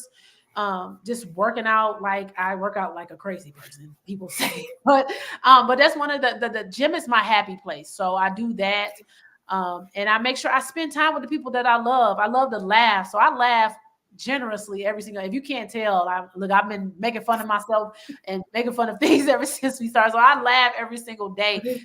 I love to smile, and it's just good. Like that. So, I need to work in a massage because this shoulder is tight. Oh, absolutely. Absolutely. And I can just imagine this joy, this balance, all of these things are moving you towards your long-term goals. So what are those? Maybe give us a long-term goal and an aspiration that you're, and I can tell you're already moving towards it, but yeah. What's the next goal? So my ultimate goal is to, really start buying up properties and beautifying neighborhoods and getting people to the point where I can show them how to buy this house that I have acquired and, make it affordable for them. So I want to start, buying homes, fixing them up, beautifying neighborhoods, bringing people back into the neighborhoods that are long gone, that have been lost, people forgot about, and showing them that they can come back and, be a homeowner. Because a lot of people just don't believe that. So I just want to, be able to do that part of it. Plus, I want to buy homes and be able to help the ones that have been forgotten, our babies that are coming out of foster care. They forget about them. They just throw them out into the wolves. So I want to have transitional housing for them where they can come in and get training, because I've actually connected with some people that does trade. They're doing a trade school and they're looking for young people. So, I want to be able to have that mental health capacity for them, be able to have the training for them, and then show them how they can, have them operate as functioning adults to be in society and be able to move on, into a home that I had probably refurbished. And I'm like, here, this is a home that I refurbished. This is how you buy it. And I want to do it for domestic violence victims and homeless too. So we love it. Tell us how we can find you so we know how to find you. Give us a phone number or website as we wrap it up. Yes. So my phone number is 901 area code 450-1134. I'm on Facebook as Toria D. Burton Howard. It's like all my names. I'm on Instagram as Queen Coach T. All of my what is X now? X and all the other ones that I'm on. I have LinkedIn, Toria Howard on LinkedIn. My digital card is 10,000cards.com/Toria_Howard. You can get all my information if you want to follow me. My YouTube is Queen Realtor T. I'm at Timeless Finds with T on YouTube. So I'm everywhere. If you just probably Google my name, we got lots of ways. We're gonna find you. Listen, you're gonna find me. I'm absolute pleasure. Absolute pleasure. Genius is coming, and I will see you on the other side. All right, thank you so much. This was awesome. Thank you. We do want to remember the Black Business.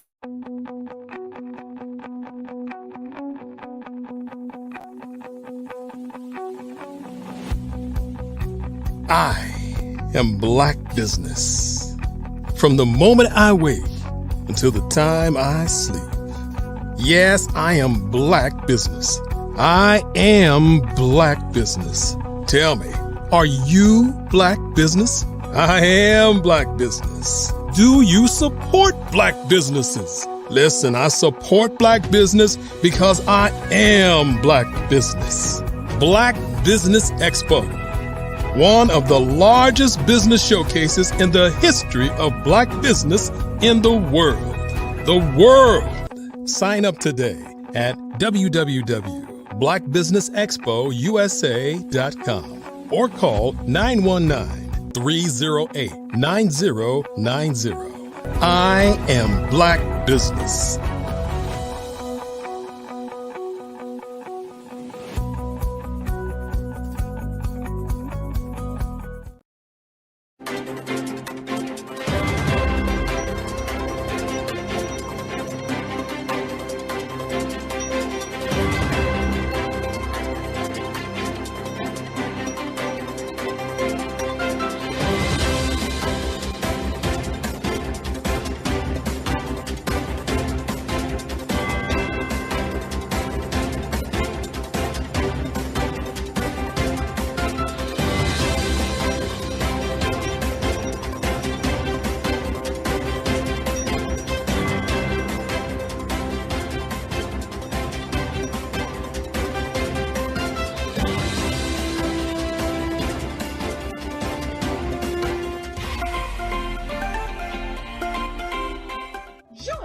Dr. Eric Kelly III and a host of phenomenal speakers from all around the globe for this 7-day virtual event that you don't want to miss. The mission of the Black Business Expo is to raise scholarship money from kids all the way from high school, all the way from college. The Black Business Olympics is one of the largest Black business showcases in the world. It is an opportunity for businesses and companies to showcase their businesses globally. We are going to be giving away laptops up to $5,000 away to students. Again, I'm Olivia Appleberry, the founder of 2 Cents Finance and one of the speakers for the expo. I am so excited to see you there. For more info, go to www.blackbusinessexpousa.com or call 919-308-9090 and hope to see you there. I am Black Business. From the moment I wake until the time I sleep. Yes, I am Black Business. I am Black Business. Tell me, are you Black Business? I am Black Business. Do you support Black businesses? Listen, I support Black business because I am Black Business. Black Business Expo, one of the largest business showcases in the history of Black business in the world. The world! Sign up today at www.blackbusinessexpousa.com Black Business Expo USA.com or call 919-308-9090. I am Black Business. I am Black Business. From the moment I wake until the time I sleep, I am Black Business. I am Black Business. Are you Black Business? I am Black Business. Do you support Black businesses? I support Black business because I am Black business. Black Business Expo, one of the largest business showcases in the history of Black America in North Carolina. Sign up today at www.blackbusinessexpousa.com or call 919-380-9090. I am Black Business. I am Black Business. From the moment I wake until the time I sleep, I am Black Business. I am Black Business. Are you Black Business? I am Black Business. Do you support Black businesses? I support Black business because I am Black business. Black Business Expo, one of the largest business showcases in the history of Black America in North Carolina. Sign up today at www.blackbusinessexpousa.com or call 919-380-9090. I am Black Business. I am Black Business. From the moment I wake until the time I sleep, I am Black Business. I am Black Business. Are you Black Business? I am Black Business. Do you support Black businesses? I support Black business because I am Black business. Black Business Expo, one of the largest business showcases in the history of Black America in North Carolina. Sign up today at www.blackbusinessexpousa.com or call 919-380-9090. I am Black Business. I am Black Business.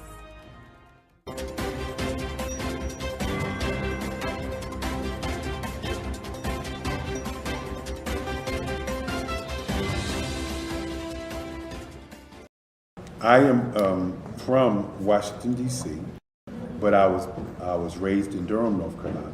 I came to Durham when I was about 5 or 6, and then I traveled back and forth to D.C. because it's where my people are from. One of the unique things about my family is my mother, she's also an artist. She does quilting, and she does a lot of artistic things. And then my son, he draws with both hands, his right hand and his left hand like I do. So that's kind of a family trait. And then my other son, he's a videographer, and my daughter, she works, she's a regional vice president for Sunglasses. When you start out drawing and sketching, you want to continue to explore, each avenue. I do pastels, I do pen and ink, I do painting, I do acrylics. I haven't done oils yet, but I try to do all facets of art. What I say to a lot of times to people is, you can't put yourself in a box when you're an artist. You have to explore. And over the course of my life, I've tried to explore different mediums. I also do sculpture as well. I choose my subjects by the intensity that they have in their faces, or the intensity that somebody is moving, because I do more than portrait. portrait drawings. I also do I do abstract, and then I do figurative drawing also. Well, what happened in this particular show is that I started out trying to come up with something that would be a little bit different than what everybody else is doing.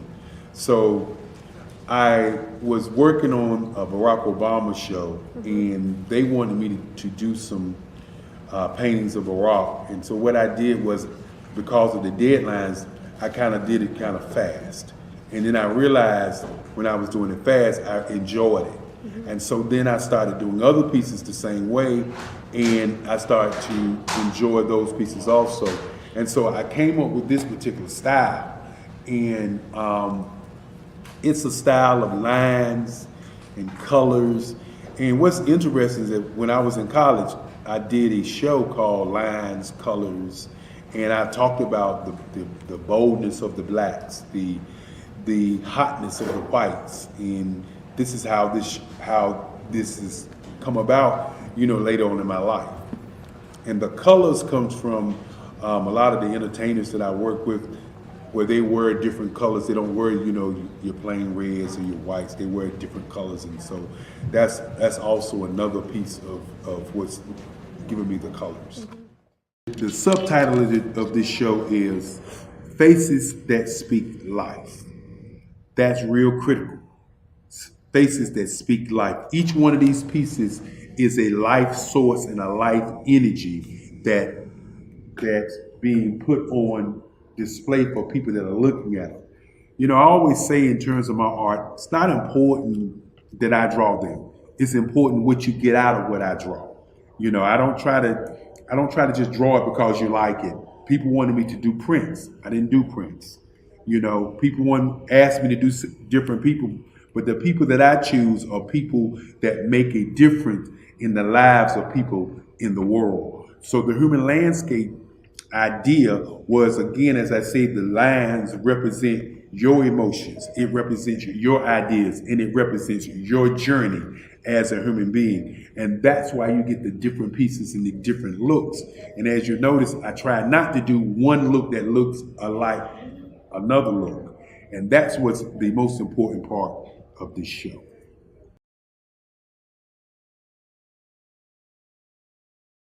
Artist to me is a creative expression of something from nothing.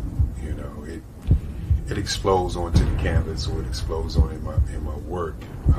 One of the things that I try to do more than anything is I try to just give the lines and the movements and emotions and expressions into to what I do.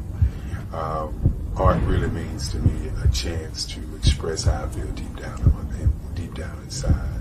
Most of my art begins as a thought that I might have, whether it's sports, whether it's history, whether it's a woman or a man. It pretty much starts as an idea of thought before I get into the actual image of what I'm going to draw. I do a lot of historical pieces. I was a history minor in college, and I love to do history pieces. And a lot of times I'm thinking about history, and then I try to make that history impact you as you look at it. That's one of the reasons I do pictures so large. People ask me, why do I do the pictures so big? And I tell them, I want the piece to impact them as they're looking at it. To kind of dominate them, dominate their space. And most of my pieces I try to do off page. I don't try to do anything that's going to be in those four corners or in a square. And I want your imagination to be a part of the piece that you're looking at.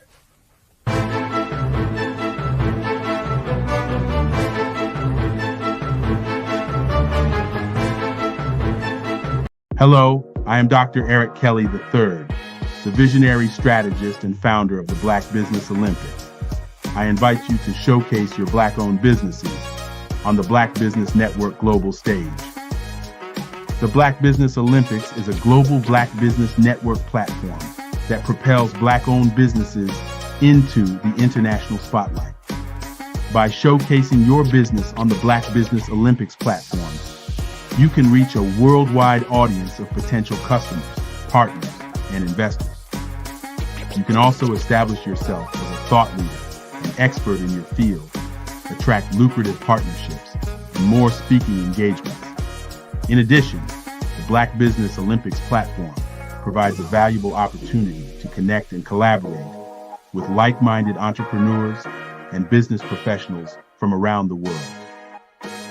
This can lead to new business opportunities, ideas, and relationships. Finally, by sharing your story and expertise on the Black Business Olympics platform, you can inspire and empower others. This is a powerful way to make a positive impact on the world and leave a lasting legacy. If you are a Black-owned business owner, I encourage you to seize the opportunity to showcase your business on the Black Business Olympics platform. It is a once-in-a-lifetime opportunity to make an indelible mark on the world. Be one of the 1,000 visionary entrepreneurs who are changing students' lives, shaping industries, and leaving an unforgettable legacy for their families. Unleash your voice on our global stage and watch your business thrive. Black Business Olympics is one of the largest Black business showcases in the history of Black business in the world. Yes, the entire world. Just give me a call today at 919-308-9090.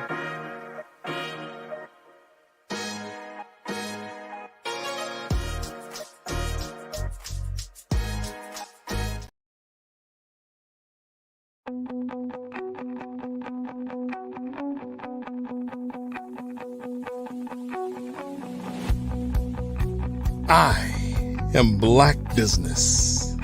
From the moment I wake until the time I sleep.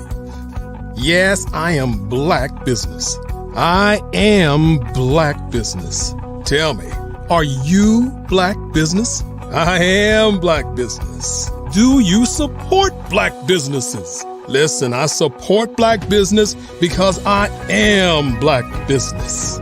Black Business Expo, one of the largest business showcases in the history of Black business in the world.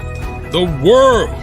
Sign up today at www.blackbusinessexpousa.com or call 919-308-9090. I am Black Business.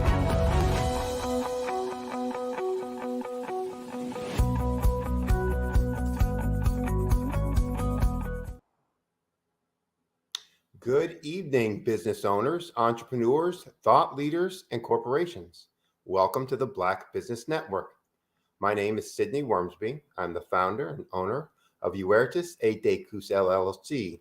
That is a business growth and improvement firm that focuses on the concept of small change to big things to help business owners double their profits in less than 12 months. I am your business moderator for this evening on the Black Business Network. The Black Business Network is a 24-hour business network showcasing Black businesses, business owners, entrepreneurs, and thought leaders worldwide. We have speakers from North Carolina, London, Singapore, Africa, Japan, and cities all over the United States. The Black Business Network is a global community sharing its business knowledge to empower, to inspire, and to educate businesses about business. We're closing out another week of programming on the Black Business Network. And ladies and gentlemen, esteemed guests, and distinguished attendees, I would like, with great honor and immense privilege, to introduce you to a visionary whose work transcends the boundaries of time and culture, Dr. Eric Kelly III, who is one of the preeminent African-American artists of the last 3 decades. Dr. Kelly has not only carved a niche in the world of art, but has also been a beacon of inspiration and change. Dr. Kelly's journey in the arts is a testament to the power of creativity and resilience. His work, a harmonious blend of the abstract and the expressionist, invites us to explore the depths of human experience and the complexities of our society. His unique perspective on the intersection of images on the nation state, as well as the interplay between art and humanity, challenges us to see the world through a lens of empathy and understanding. His remarkable ability to capture historical moments through his art provides us with a visual narrative that speaks volumes about our past, present, and future. Each stroke of his brush, each line of his drawings tells a story that resonates with the depths of our souls. Dr. Kelly's art is not just a display of skill and talent. It's a conversation with history, a dialogue with our collective consciousness. Furthermore, Dr. Kelly's contributions extend beyond the canvas. As the founder of the Black Business Olympics, he has created a platform that uplifts and empowers, fostering a community where diversity, innovation, and excellence are celebrated. His vision and leadership have paved the way for a brighter, more inclusive future. And today, as Dr. Kelly shares his insights and experiences, let us open our hearts and our minds to the lessons he has to impart. Let us immerse ourselves in the wisdom of a man who's dedicated his life to exploring the depths of artistic expression and the heights of human potential.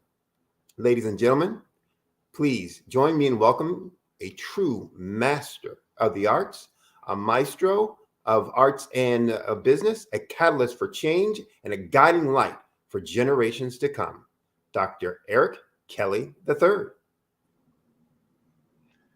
Good evening, good evening, good evening, good evening. And before I say anything, or before I do anything, I'd like to thank you, Sydney, for all the work that you've done on the Black Business Olympics. All the times that I've called and you have shown up. I think many times people don't understand, what showing up actually is. And showing up is showing up in excellence. And you have been excellent every day that you've been a part of this project. Well, I appreciate it. I enjoy being here. And I know you're excited about, not only all that's happened this week, but all that's to come. And we're closing out another spectacular week with the Black Business Network. A ton of workshops, seminars, talks, exchange, chats, where hopefully folks have found tons of interesting ideas and concepts, as well as things that will help them kind of expand their business and grow their business in all kinds of ways, shapes, and forms. And that's a testament to you and what you put together here. So I am going to get out of your way, let you do your thing, and close out the week. But as we say, genius is common. I'll see you on the other side. Thank you so very much, Sydney. The word thank you is a powerful word, a word that's not used enough of. Well, I like to say to all of the speakers, all of the audience, all of the moderators, all of the behind the scenes individuals who have made this vision a reality. I'd like to say thank you. The reason I want to say thank you first is because thank you is what I mean. Thank you is how I feel. And thank you is why I do it. The Black Business Olympics has been a journey, a movement that's moved across the globe with speakers from all parts of the world, not just in North Carolina, not just in North America, not just in Australia, Europe, or South America, but in Africa. Now, before I begin to talk about or present my topic for this evening, today is Black Business and Innovation. And I want you to begin to think about that before I begin my presentation. Black Business and Innovation. And for those of you who are tuned in right now, and this is your first time tuning in, and you're catching the last hour of the broadcast, I want you to understand or know that we've transformed the last 7 days into a university of Black businesses globally. Monday, we embarked on inspiration, empowerment, and education. On Tuesday, advertising, public relations, marketing, sales, merchandising. Wednesday, Black business and social media. And then, of course, Thursday, diversity, equity, and inclusion, and access to money. Friday, Generation X versus Generation Z. How do we bridge the generational and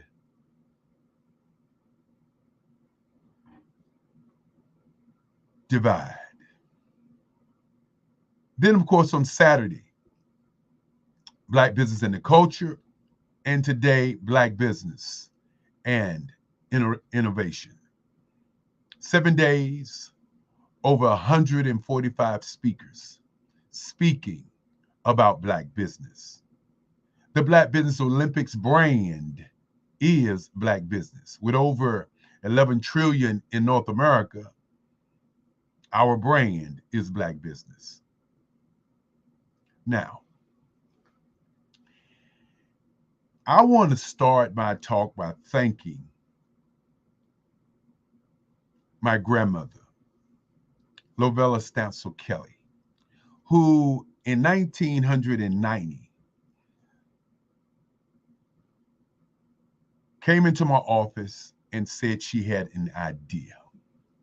And that idea was a business show to bring Black businesses together with corporate businesses.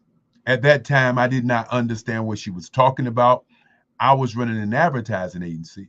And in my mind, I wanted to understand what the value of bringing these businesses together. And as I embarked on a journey over 40 years of the Black Business Expo that brought businesses from across North Carolina together, 350 businesses, over 5,000 to 7,000 people each year, I finally understood what my grandmother laid in my lap. And many times I say, the Black Business Expo was not my idea. It was an idea that was dropped in my lap. My grandmother understood that I loved what I did in advertising. And she saw a moment in time to change the trajectory of people's lives. And so I would also thank Henry Stancil, my daddy, the guy who really raised me. All my ideas, how I talk, how I walk, is from Henry Stancil, my great grandfather. And then again, I want to thank my great grandmother,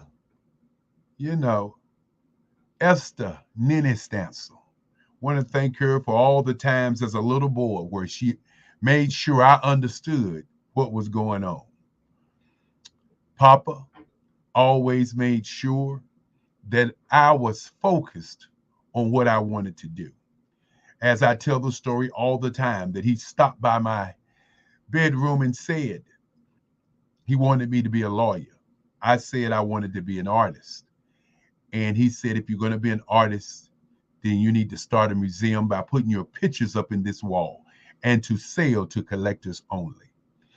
And that has never changed in my mind as I have grown to be a man, to sell to collectors only and to protect my work. My grandmother said, Lovella Stancil Kelly, she said that when I got an art scholarship, it changed who I was. It changed how I act. It changed how I walked. As I went to college on that scholarship. And of course, for those who don't understand, when you don't have to pay to go to school and you're going to school on a scholarship, you have total freedom. And then I want to thank my mother, Frances Cagle, who, in spite of all the things that I have on my mind, always makes me grounded to understand what it is to care for people, what it is to do the right thing, and what it is to be the best at what you're doing. Now I want to thank my team, going to start out with a young lady who has done great work for us, Maroc Hicks, who understands the vision, who articulates the vision so well to sometimes I have to look in the mirror and ask myself, who's running the show? Want to thank a young lady by the name of Bree Morris, Superwoman. When you hear up, up, and away, that is Superwoman. Bree Morris, who in the clutch always performs, who makes sure that our magazine covers, our videos are just impeccable. Want to thank her for not only her leadership, but her guidance and her ability to present what you're talking about. Want to thank Bree. Want to thank Dr. Madeline Ann Lewis, a young lady who has just been tremendous on the team, who has taken this vision and this journey and presented to the world how important it is to bring all of these people together to create a network that challenges the status quo. Want to thank Sidney Warmsby, who introduced me. Want to thank Grant McGaw, who also has been a beacon of light. As we look at today, as we look at our speakers, who have done a marvelous job, you know, I can't begin to talk about thank you unless I must start with Monday.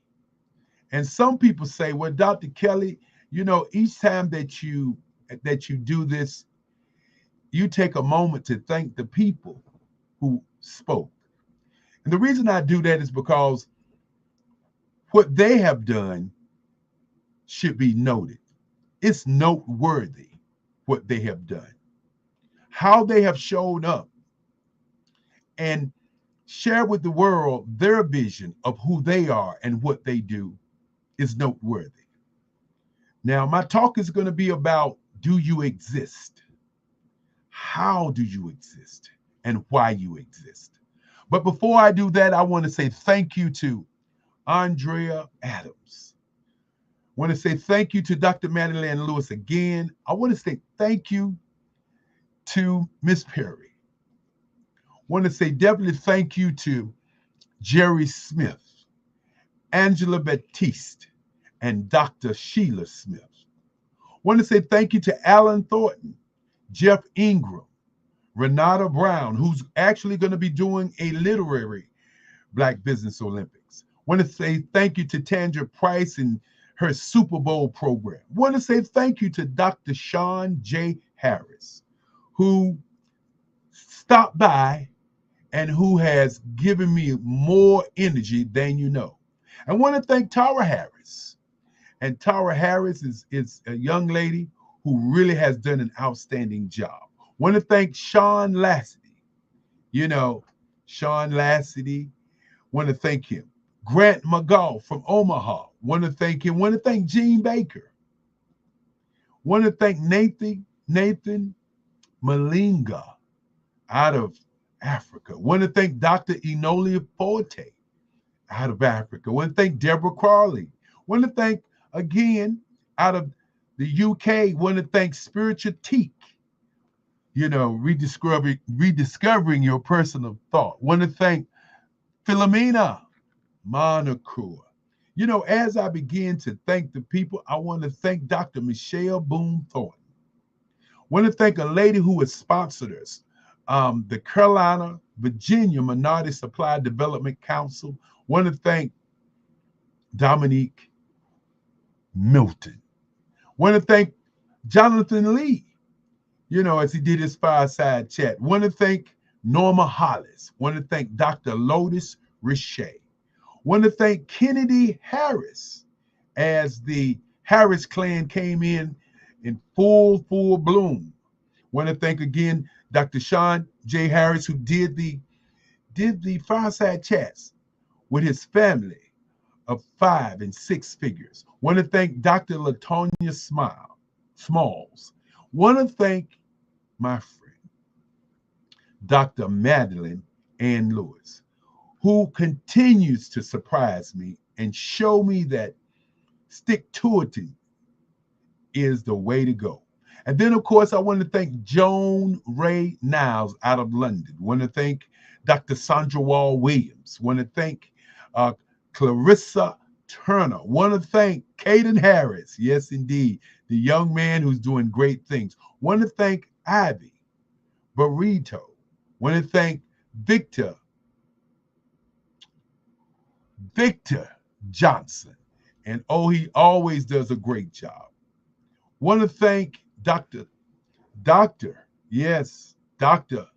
Jonathan Odaje out of Africa. Want to thank Larry D. Hall, Chris Wright, Melvina Ford, Antonio Owens, T. Nicole, and Novella, yes, my grandmother's name, almost, Novella Jackson.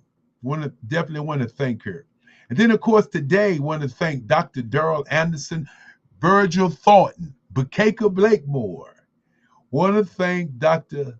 Enoli Forte. Want to thank Deborah Hubbard. Want to thank Shamel Mitchell. Want to thank Mark Neely.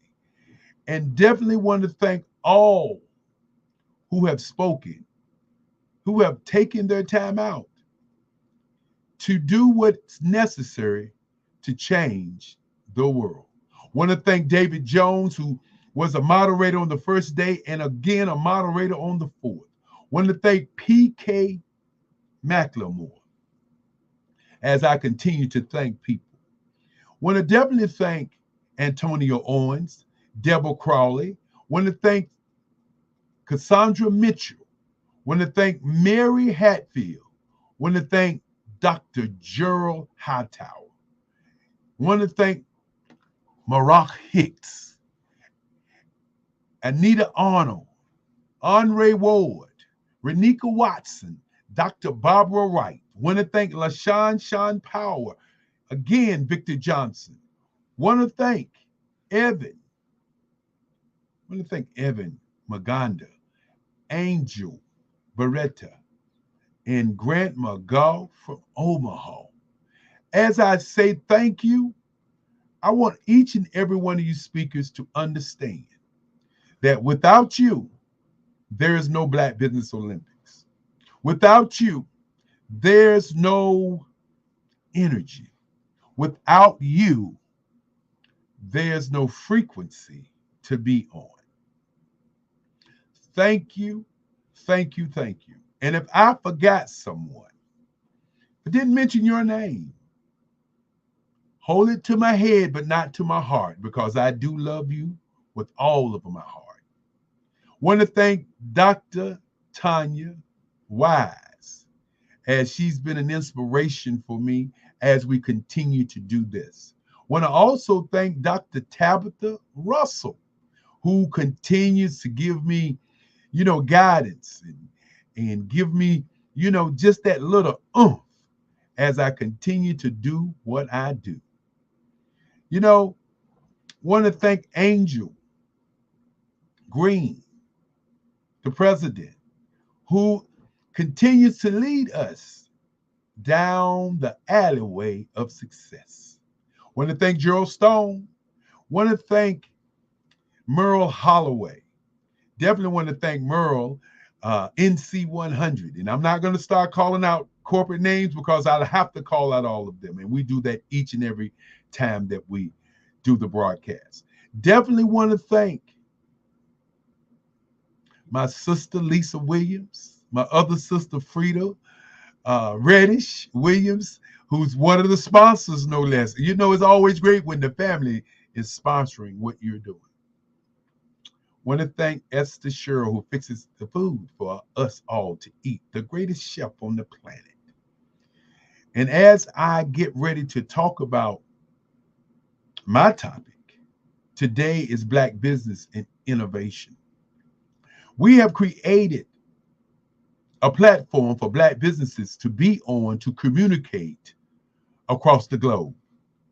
We're working on 365 days. The question that we want you to ask yourself is, do you exist? When you answer that question and you say, yes, I do, then the next question is, where do you exist? And then after you answer the where do you exist, the next question is, why do you exist? And then as you answer that question, you have to look yourself in the mirror and ask the question, what did you do where you existed? And tonight, I want to talk a little bit about why the Black Business Olympics exist. What is its why? The why is to raise scholarships for kids. The why is to show our kids that they don't have to just be entertainment, football, basketball, singing, dancing, acting, that they don't have to just be in those fields, but they can be in entrepreneurship, that they can go to school. They can do something that's bigger than a four-year term, a 10-year term. They can do something that will last a lifetime. Many times when you see the news, you don't see the positive side of Black business. But on this network, we share with you businesses after business that are successful businesses that are doing great things around the globe. And so our students who come to listen to what we share, they get an opportunity to see businesses like no other. As I will repeat again, the average age in Africa is 14, but the average age in North America is 27. 26 in Europe, 27 in South America, 25 in Australia. And when you think about that for a minute and think about what the average age on the planet is, if you're doing business with individuals or business people who are in their 40s and 50s, 10 years from now, you will be out of business. So let's kind of change that for a moment and look at, where do we exist? Do we exist in our ring of people, or do we exist in what I call the now generation? The 27-year-olds, the 14 years old, the 15, 16, and 17-year-olds. Do we exist in that space? Today is Black Business and Innovation, and I cannot begin to talk about innovation if I don't talk about AI, if I don't talk about the metaverse, if I don't talk about what's right here in front of us. If you're not participating in AI, if you don't know what artificial intelligence is, if you're not venturing into that field, then in 10 years from now, you will be obsolete. Where do you exist? Why do you exist? These are questions that you must ask yourself as you're looking at your business and your company. Remember, money is not just money. Money is energy. Frequency, and I want to make sure you get what I mean by frequency. Frequency is the path that you're on. The people that you meet, the circle of people that you enjoy, are the people that are on your frequency. Now, you have to ask yourself if the frequency that you're on is the frequency to money. I talk about your mind state, your mindset, your mind print, and of course, your mind state. Your mindset. How is your mind set up? Who set the tone for you to believe how much you could charge? Who set the tone? Who set your mind up to believe the things that you believe about who you are? When I talk to some business owners and I may say, well, hey, what are you charging? And they say, well, I'm charging this fee. And I say, well, why don't you charge $100,000 for what you do? And they look at me and they say, I'm not sure if I can charge $100,000. And I say, well, why don't you know what your value is? If you spent 20 years learning, cultivating, and innovating a property which is yours, why can't you charge the same value that your counterpart charges? What is your mindset? Why is your mind set up to believe that you have to start from the bottom and go to the top? When most businesses that start at the top because they're providing a product or they're providing a service. I always say an answer is never mad with a question. So ask the question, why? Why is your mind set the way that it's set? And for those of you who are in business and you're not earning what you believe you should earn, then what we must do is a mind shift. You must begin to shift your mind to understand that your value is your value, as my great-grandfather would say. If you don't value your value, then your value will not be valuable. And so that mind shift must be in a way of you looking at and researching the information about what you do and how valuable it is and what you bring to the table. The state of mind is critical because the state of mind says what mind state you're in right now. That's critical. Mind print. I asked the question earlier, where do you exist? When people go out to eat, many times they go to a soul food restaurant and they eat at the soul food restaurant, take a lot of food home. Then there are restaurants at $1,500, $500, $800. Why are the prices there so high? Because in those spaces, it's not about the food, it is about the audience. Who is your audience and are you in front of your audience? You hear the term, you can lead a horse to water, but you can't make him drink. Well, let's do some investigation on that for a moment. If you lead a horse to water and you put salt in his mouth, that horse will drink until he's tired of drinking. So ask yourself, are you the horse? Are you the rider on the horse? Are you the water? Or are you the salt?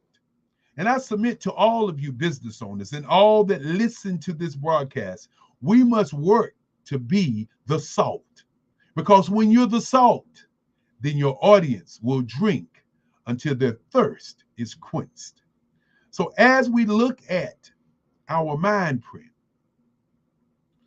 you have to understand that there are 5 different spaces there on your mind print. And the first one is your gray print, your subconscious mind. What's in your subconscious mind? What are you looking for? Whatever you think about all day long is who you are. Your subconscious mind will find where you are, will find what you need.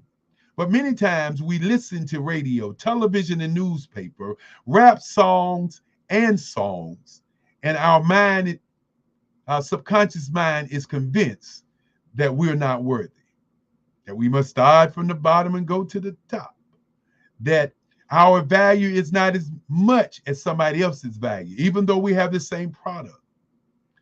And then, of course, it is your red print. And your red print, like my red tie, is how you show up.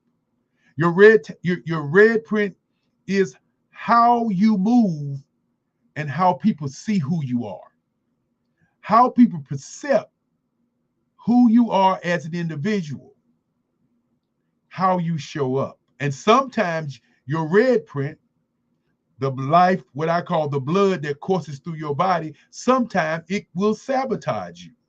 Sometimes it will say, I'm going to be late. Sometimes it's going to say, well, they'll be there when I get there. Well, sometimes they'll say that I am important. When in reality, the only important thing on the planet is time. And so your red print is very important. Now, I talk about your blueprint. What is your blueprint? Not just for your business, but for your life. Who are you like? If you're in business and you started your business and your consulting business, or your service business, or you're a business, what type of business are you? Your blueprint is a copy of the number 1, 2, or 3 business in the world that's doing what you're doing. Why businesses fail in 5 years is because many of them don't do their blueprint. They don't do a business plan. They don't get coaches. They don't talk to people who have actually done it. They don't look at a company that's a $1 billion company because their state of mind, their mindset, are in a space where they have not shifted their mind to understand that the blueprint of a $1 billion business that's doing what you're doing, they've made all the mistakes. So why not study them and create your blueprint? No, we'll say, I'm going to do it my way, which means that I'm going to be a disaster in waiting. Now, your green print is, how do you make money? If your blueprint is in place and your business plan is in place, and you're able to see what a company that's doing what you're doing is doing, then you're able to see how you can earn your money with your particular green print. Then, of course, I always talk about your black print, which is your wealth management, your retirement and exit strategy. What happens to you right now will dictate what happens to your business and your legacy. Are you set up where if something happens to you right now, that your business will move on for generations to generations? If not, then guess what? You have not properly planned your exit strategy, wealth management, or your retirement. And last but not least, I want you to think about, when I ask the question, do you exist? What is your time print? What is your time print? What are you going to leave when you leave? What will the world say about you when you leave this planet? What is your time print? I want you to think about that this evening as you look at what we've done all week. When you look at all these business owners who have stepped up and said, we want to leave something in time for people to see as the future moves on. What is your time print? Where do you exist? Our brand is Black Business. And for those of you who don't understand it, I'll make it very, very clear to you. There are 1.2 billion people in Africa. There's only about 2 billion people who are Black, African, African-American, Black American, Afro-American, and the other billion people are in Europe, America, South America, Australia, Brazil. So think about that for a moment. Where do you exist? Now, you can live in 4 quadrants. Number 1, you can live in regret. That's what I should have done, what I could have done, what happened in the past that makes me act like what I am in now. But what happened in the past and stay in the past every time something comes up. Or you can live in anxiety. That's the other quadrant. That's the future. What's going to happen in the future? Oh, I'm planning, but what's going to happen in the future? How is the future going to dictate what I do now? What's going to happen in the future? so you don't do anything because of fear of the future. Or you can live in reflection, where you all sit around and reflect of the good times, the bad times, but not the now times. Reflection. Reflection is a beautiful place because you can go into reflection to see regret and see the future. But the key is not to stay in reflection, because staying in reflection keeps you from the now. The now is the most happiest moment in your life. No matter what happened in the past and what's going to happen in the future, right now at this very moment, when you grasp yourself and hold on to who you are, is the happiest time on the planet. So we must live in the now. We must think about our lives in the now, because guess what? We can't do anything about the future. We can't do anything about the past. And reflecting on it every day keeps us in a space of non-progress. So I ask you again, where do you exist? In the past, in the future, in the orbit of reflection, or do you live in the now? And the Black Business Olympics will continue to bring you the now each and every day as we work toward 365 years of live networking, live telecast, so we can live in the now. And with that being said, I'm Dr. Eric Kelly III. It's been great that I had an opportunity to be the architect, and with my mother's guidance, Frances Cagle, yes, indeed, the queen of the world. Yes, my mother, who I love with all my heart, who continues to provide leadership, as this is her project. As I say to people, this started when the pandemic started, where many people was at home. And now they want you to go back into your ring and exist back in your space. And I continue to say the space that we exist in, the now, right now, still is now as we move forward to tomorrow. I can tell it's Sunday because you're preaching. Well, you know what? I just love the fact that we get the opportunity to live in the now. Well, you took folks at church with all of that. I mean, the business church, in terms of, what we need to do in terms of our mind makeup, what we need to do in terms of our planning. And as you said, it's good to look back, just don't live in the past. It's good to plan for the future, just don't stay stuck there where you're only planning and not executing and doing and delivering. So, great words of wisdom and insight. So I know folks are focused on that. We come to the end of another week of business, Black Business Networking, communication, networks or workshops and presentations, learning, hopefully. Now it's important for folks to go out and implement all the things that they learned from the speakers this week until we meet again. So as we say, genius is coming, and I'll see you on the other side. But before we get out of here, we got about 3 minutes.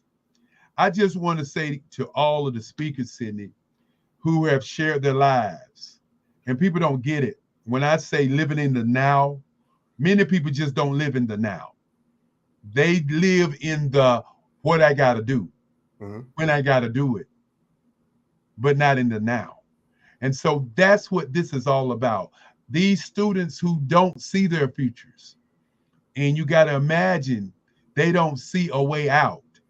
When they see these Black business owners, I hear a lot of time from these kids who say, I didn't know all these Black businesses existed. Right. And I turn and look at them and say, these are not all of them. Right. These are just 145 that we bring to you. There are tons and tons of Black business owners all over the world. And you know, you and I have had a conversation before relative to this too, that, and you mentioned it in your talk about using that expertise, finding coaches, mentors that can help take you to where you want to be as a business owner. We have all of these expertise. We have all of these folks who are doing phenomenal things in their segments and business, whether it's as a coach, whether it's as in running a manufacturing facility, a marketing a business, or whatever. What we need to be doing, though, is using those folks, you know, not just, you know, hoping that they'll give us something for free, but, you know, actually using them, you know, for the things that are going to help you move forward as a business owner, and, you know, can guide you through all those things. And more importantly, to use the information that we put on the table. But Sydney, we gotta go. Okay. We gotta go. And me and you could be here all night, just like every speaker who has given us greatness. Right. Thank you again. And as we say, genius is common. Give it to me, Sydney. I'll see you on the other side. Hello, I am Dr. Eric Kelly III, the visionary strategist and founder of the Black Business Olympics. I invite you to showcase your Black-owned businesses on the Black Business Network global stage. The Black Business Olympics is a global Black Business Network platform that propels Black-owned businesses into the international spotlight.